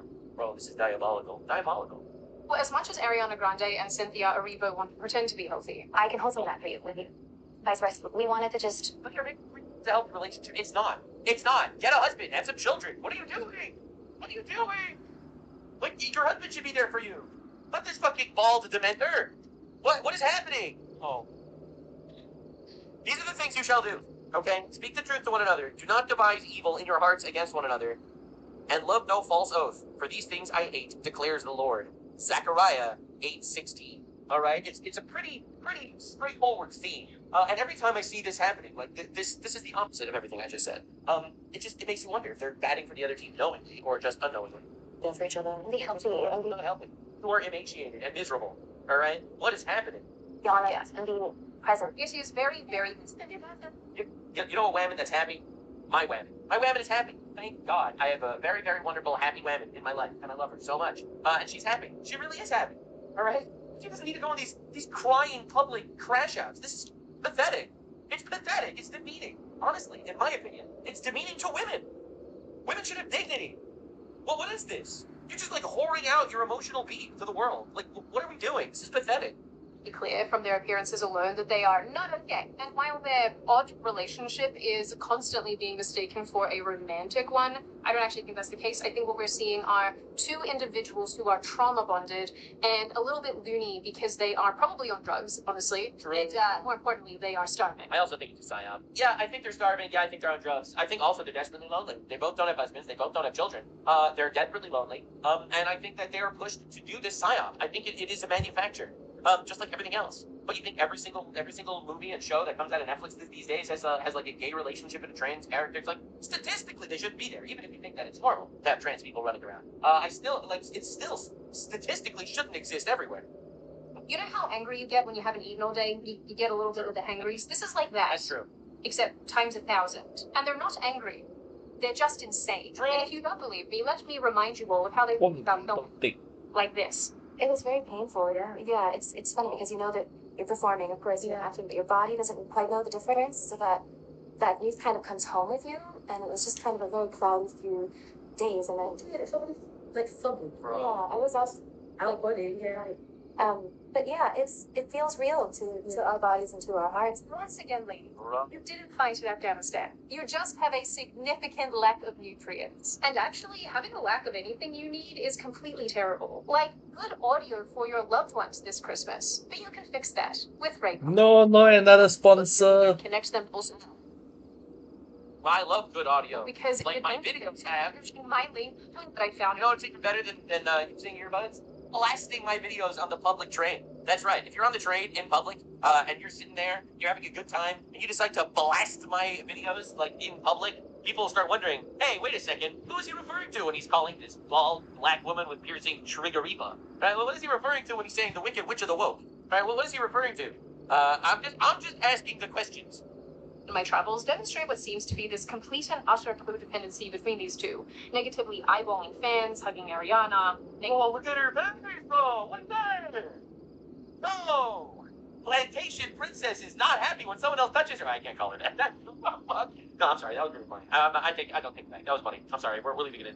Negatively eyeballing her struggling to open water bottles, constantly wanting to grab her, grab at each other. People also made a series of meme videos about this that focused on how absolutely emaciated these two look. Obviously, in addition to their strange behavior. Beautiful sistership. Oh, wow.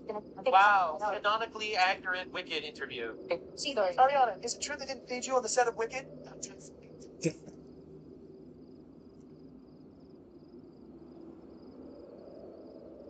I mean, to be fair, that was less weird than the actual. Don't worry on that. You're just. Oh, it's on your face. Let me just get that for you.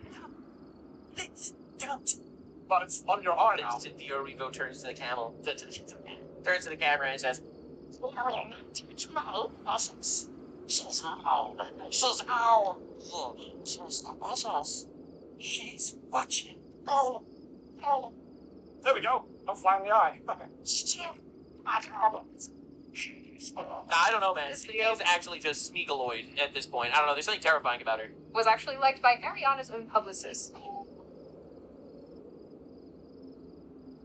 They know it's fucked up.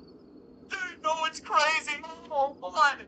Yo, that's a twist that I did not see coming at all. Which a bunch of people decided to read into, but I don't want to go there. I mean, the charity liked it.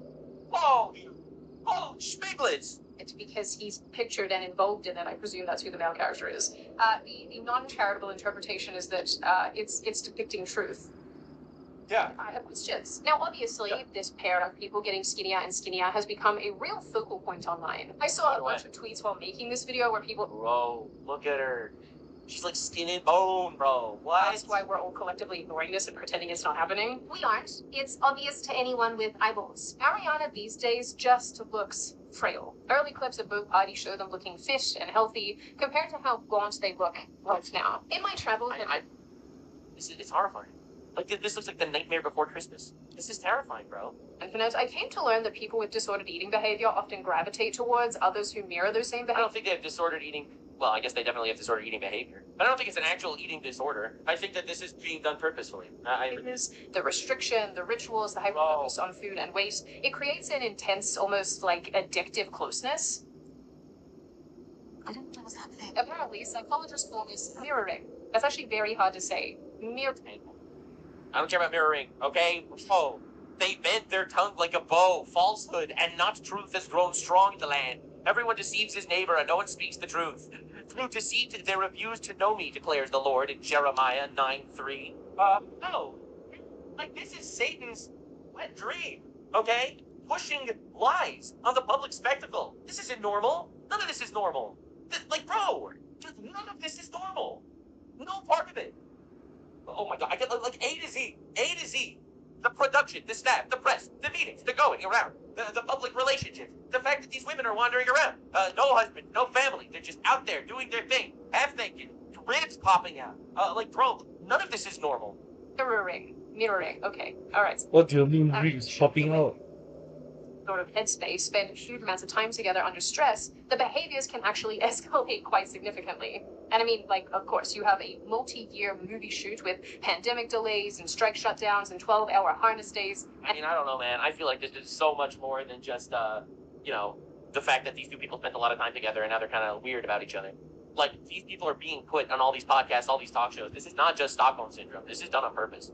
And constant media scrutiny. Like, I'm so tired of people making believe there's just so many happy accidents and coincidences that leaves you with the most degenerate possible society being depicted of all time by these, like, Hollywood elites. It's like, oh, it's just a coincidence that there are these giant Diddy parties where children are allegedly getting trafficked and raped. All right? Like, oh, it's just a coincidence that every single person was at these parties. You know? Like, come on, man. Like, these aren't coincidences anymore. The shit that they're pushing is done purposefully, and it's so obvious.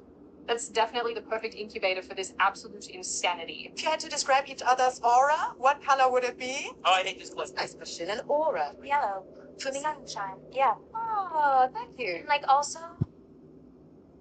I think there's also They didn't ask me her aura. I would have said yellow. purple.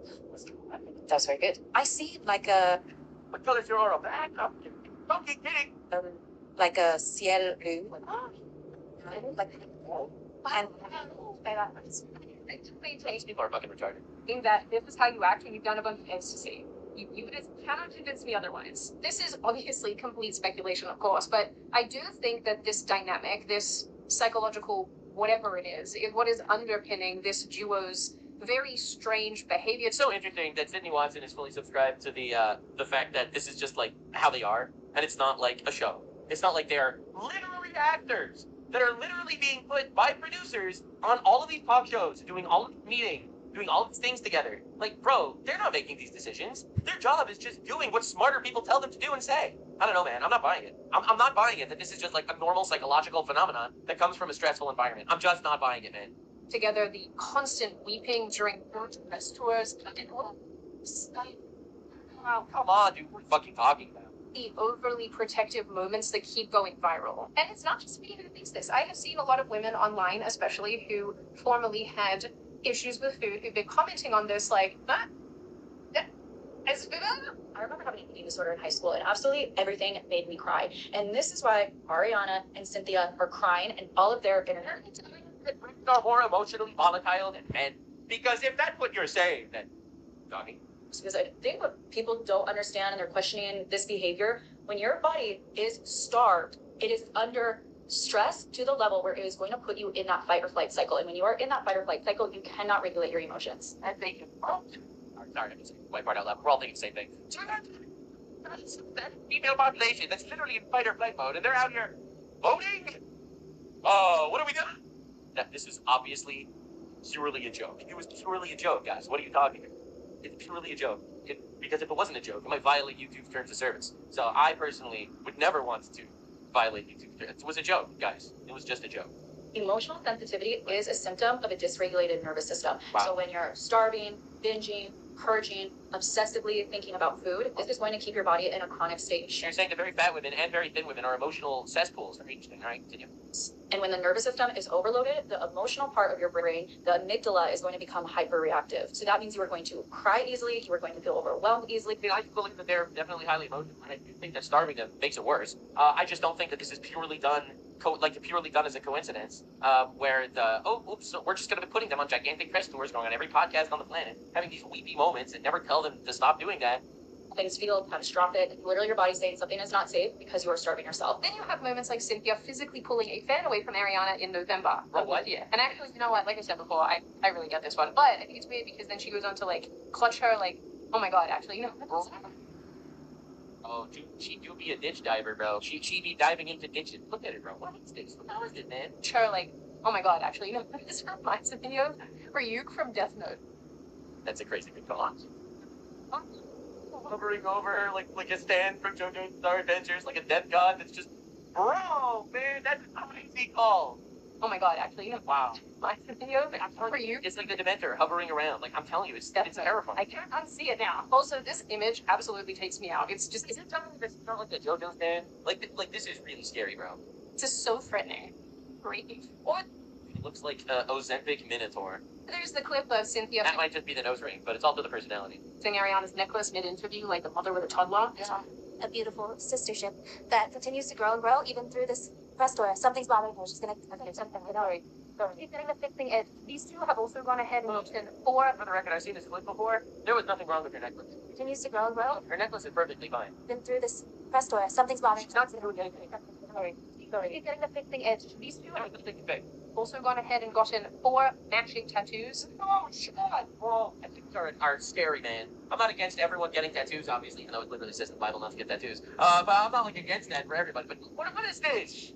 This looks like a permanent mark of temporary insanity. What are you doing? Matching tattoos with your co-star? Bro, like, this is crazy. For good written on their palms, so I mean, it just honestly, it goes to show how far these women are willing to destroy themselves for this propaganda campaign. words touch when they hold hands. Okay, so their words touch when they hold hands. Like, this is not healthy. This is crazy. This one is extremely gay. I mean the early 2000s use of the word, okay? Although if I'm thinking about it, It's also modern day gay. Gay Yeah. and gay. Yeah, for good. They do be fagots. Right? That's how you pronounce faggot in French. Fagot. Yeah. Not for on the opposite, though, when we hold hands, they pass. Poppy flowers on their hands for the Fields of Oz, I guess, and hearts on the back of their legs for the letters E and G. So Ariana has an E and Cynthia has a G for, I guess, their last names. They also got one secret fourth design that they've described only as intense. Okay, super normal. Which Bro, that's weird. That's really weird, man. This is crazy. And I hate the like overdone tattoos. Like it's honestly like, bro, the perfect woman has no tattoos. I'm just saying. I also think is fairly It's a matter of personal opinion. Sure, fair, valid, true, fair, valid. But it's also objectively correct. bizarre. I mean, look, admittedly, I don't have any tattoos. I just have my shrapnel ears and some body piercings. So I don't know. You guys are gonna have to tell me: is this normal? I don't think. I don't know, man. It's crazy.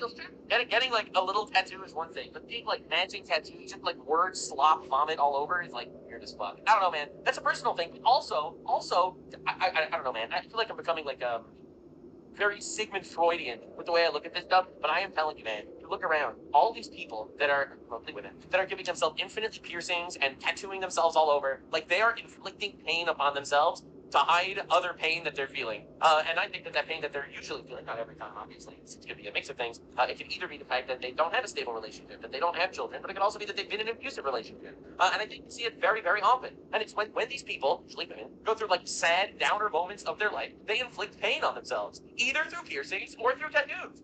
Not to say that every piercing or every tattoo is like something like that, but when you see them like riddled in tattoos, 40 piercings in their ears and nose and tongues and bellies and fucking everywhere else, man. That's when you got to start asking questions, okay? When you start seeing the nose tattoos, septum piercings, that's when you ask questions, okay? When you start seeing tattoos that are just like random slop instead of actually like a nice, quaint design, that's when you got to start looking into it, man. I feel like I've seen this way too many times to not make that correlation.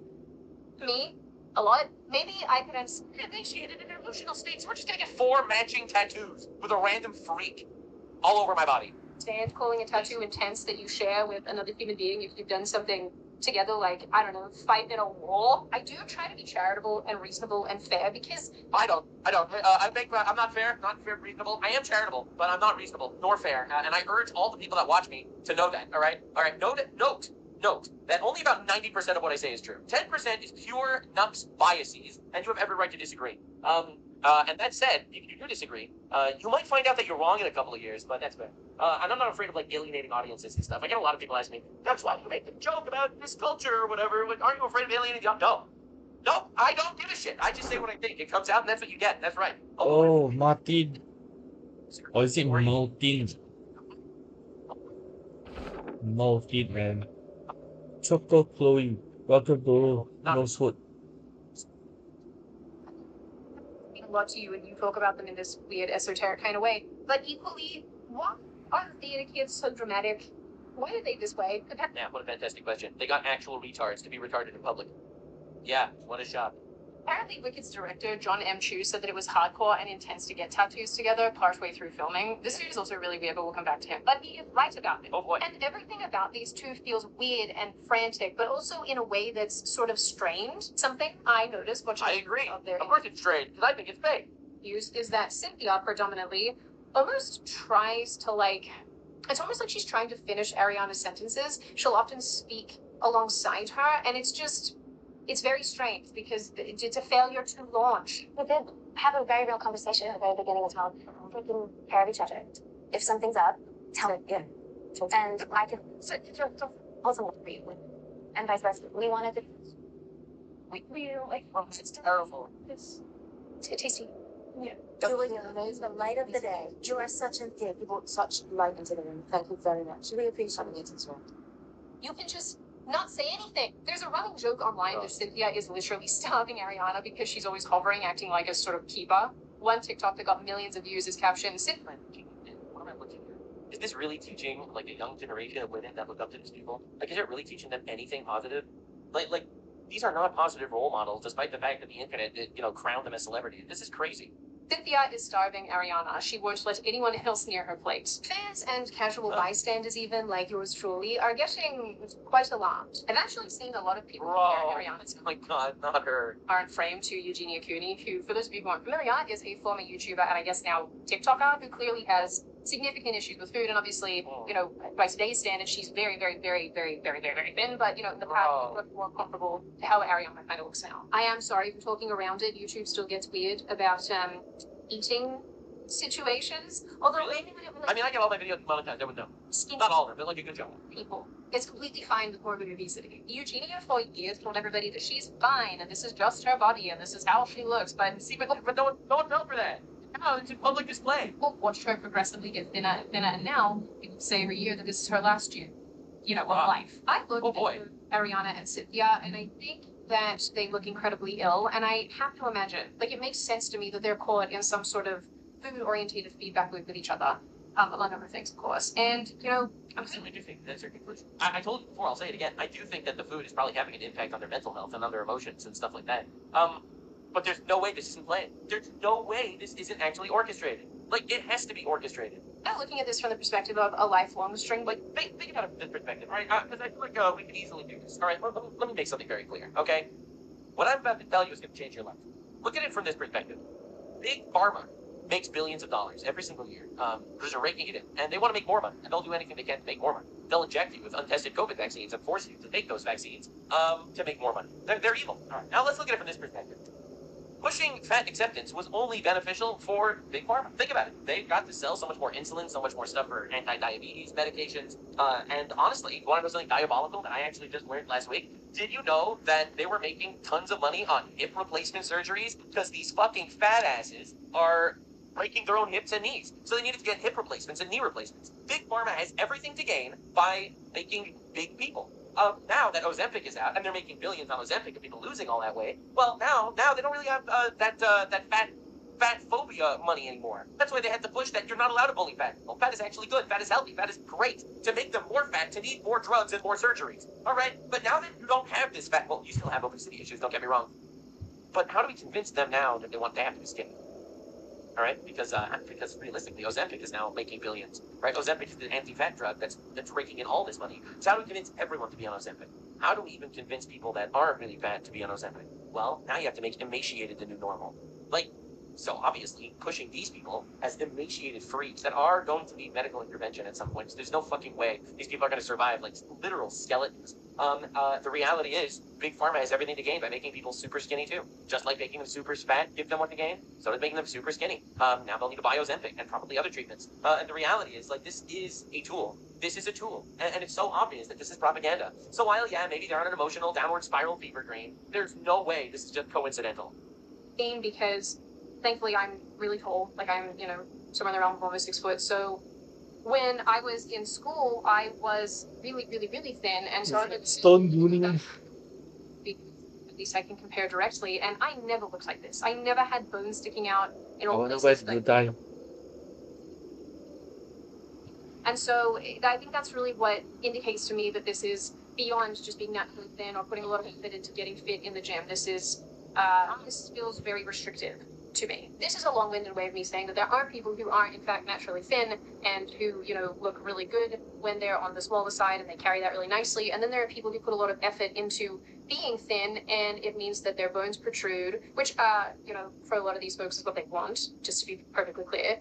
And they're not prioritizing health and they're just not well. They're really not well. Yeah. And watching. And I bet you they're on antidepressants too, because being on these like being super skinny like that will cause people to get into like these emotional frenzies and end up on antidepressants that they buy. Big pharma. I'm sure they all have therapists that make money on every prescription that they prescribe to big pharma shit. And that's basically what we're looking at. I think that this is absolutely being done on purpose. This is absolutely a psyop. There's no other interpretation. Or literally they will tell them be healthier. They'll tell them to eat. They'll tell them to stop taking these weight loss drugs. They'll tell them to stop touch each other's faces and fingers through all these interviews. It's obviously being done on purpose. On interviews of both ladies, especially Ariana, it's really clear that they both dropped extreme amounts of weight. Yeah. At the 2025 VMAs, Ariana made a joke about not being able to lift her award, and half the internet didn't realize that this was a joke, because she genuinely does not look strong enough to lift it. Oh my god. But Ariana specifically has addressed a lot of these concerns around her weight as well, both in the past and now. Actually, in late November 2025, she posted on Instagram a reminder that we shouldn't feel so comfortable talking about people's appearances, and she shared it from an interview she did in late 2024. And I think in today's society, there's a comfortability that we shouldn't have at all. Commenting on others' looks, appearance, what they think is going on behind. It's so obvious, man. It's so obvious that this is a psyop. Yeah, you know what? We should tell people not to tell their friends when they're fat or skinny. We should tell people to just validate all of their terrible life choices so that they can continue killing themselves. Thank you, Ariana. Very cool. Why don't we all get our information about how beautiful we look and what healthy means from Hollywood? Maybe Hollywood should direct our minds instead of, I don't know, feedback from friends in your real social life. The scenes or health or how they present themselves, you know, from what you're wearing to your body to your. So Baltin and Coco Chloe are partner. Society and Hollywood tells you is normal. Thanks. I'll let the juggernaut overlord billionaires and big pharma tell me exactly what healthy means. There's a comfortability that people have. And welcome to the Hanging Gardens. Bracket condemned. Thank you so much. Wow. I thought being normal was getting married and building a family and having children and, you know, loving God. All right? I thought that was normal. But then Hollywood told me that God is just Sky Daddy. And then Hollywood told me that why even get married? When you can just be in a relationship with fucking Ryuk from Death Note instead. Good point, thanks. They're dangerous. This will surprise none of you, but I do actually agree that celebrities probably do get sometimes unfairly analyzed. Hell, I'm a nobody. Bro, they're literally public figures, man. Like, it's just inevitable. And Like, who's this? I'm so tired of it, man. Ice Cold Juice? Are you part of the gang as well? I feel like someone will probably try to kill me, like they just tried to kill Tim Pool. Like they just killed Charlie Kirk. I don't actually want any of that, thank God. I put my family as a priority 100%. I personally think that my family would be better off if I'm not dead. So, you know, little things like that. But Probably not. Dark on the internet. You know, she didn't want to be analyzed by people. She could just not do public shit. I see the weirdest I'm things so of tired. people analyzing my life. Like, bro, I'm so tired of like this. But don't you know what it's like to be a celebrity where everyone's talking about you? Yeah, you're a celebrity. You can literally just go home. You can literally go home and order DoorDash. Sorry, I don't care. Fucking get your, 50 millionaire ass out of here. And me. Hold on, we have to see how much they're worth. Says here Ariana Grande is worth $250 million, alright? And she's complaining about people judging her online. Literally, she got a fucking brain. Then it says Cynthia Erivo's with $5 million, which there's no way that's true. She's definitely worth more than that. Please, that's not true. That's not true. No one's falling for it. On the internet, and I'm like, what do you mean? I learn crazy things about myself every day on the internet. I get some of them. I've noticed that his voice sounds a little bit sad today. Maybe someone in his family died. I'm like, nope. Just recorded this video in a hotel room. Okay, all right, good analysis. You're wrong. Like that I'm born in Sydney and have 6 toes on each toe. Wow. Anyway, online criticism definitely goes with the territory. You know, the bigger the audience that you have, especially as an actual celebrity, the more. Yeah, I get lots of really weird analyses. It's like, Nuts is Jewish. That must mean he likes money. And it's like, yeah. Hello. People are going to throw mud at you and throw crap at you. And, I do empathize with these people. That has to be. I know. A lot. I don't think that we beings were supposed to be exposed to this much. Yeah, a lot of people use this argument. I even probably used this argument in the past, back when I was a pussy. I don't actually have any hate on the nerd because it's true. I don't think human minds were designed to get feedback from millions of people all the time whenever you open your phone. All right, but as someone that's gotten death threats, thousands of death threats, I feel like I am in the privileged position that I can say, you can turn the phone off. You can. When your life is chronically online, and you don't have a family that actually does care about you, then yeah, when people are harassing you in the streets, that's true. That's fair. That gets too much. But people shit-talking you on the internet has got to be some of the most bullshit excuse I've ever heard. Again, it's very real. It's very impactful. I have had sleepless nights because I got canceled back in the day. I've gotten backstabbed by friends back in the day. It's been brutal. It definitely made me a tougher person. And realistically, I wasn't really in as comfortable relationships back then that actually gave me a support system in my real life. I was more terminally online.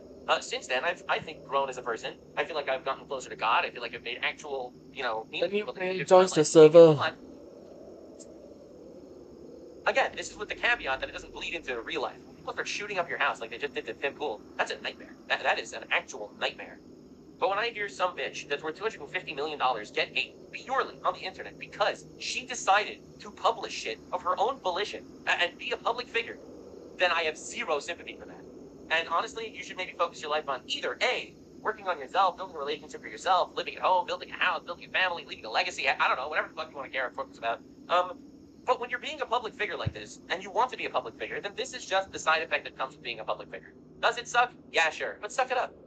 Feedback about ourselves. But that said, unfortunately, when you're a woman and you're in the public eye and you lose a ton of weight and it's very obvious what you're doing, you're invited. It's your fault. You become sort of inspiration for the young. Correct. I completely agree with her. She's completely right. Mentally ill girls on the internet. That's right. That's right. That's not right. That's right. I think you've done, no offense to Ariana Grande if you're watching, but I think you have done irreparable damage to a generation of young women, just through this press tour alone. It's gotten so big, so many people are seeing it. I think that you have done irreparable damage to tens of thousands of young girls, if not hundreds. Okay. And I guess, although the day has only just started, it is 11:20 a.m. in the game. It is 1:30 p.m. in Singapore, and I have not yet had my lunch. And it seems like a good time to end this episode after destroying the excess floor area of the hanging gardens that do not belong to the one's previous owner. And so in the next installment of the Rosewoodlution will not be televised. I shall begin to restore this house to its former state, and then move the rest of the players' inventory elsewhere for safe storage or for pillaging and plundering by other players. Okay, so stay tuned for the concluding episode, where probably it won't be on a weekday night, and at most if it's gonna be on a weekday night, I hope it will be a Friday night. No promises yet. Let's see if I can actually plan a schedule around my time to have this live stream televised for good. Okay, in any case, thank you for watching. Subscribe, click the notification button to be informed of future content, and I hope you found this stream to be satisfactory. See you in the next video. Yes, there will be another video upload in about 1.5 hours time in real life. Go catch it if it's to your preference. But for now, bye.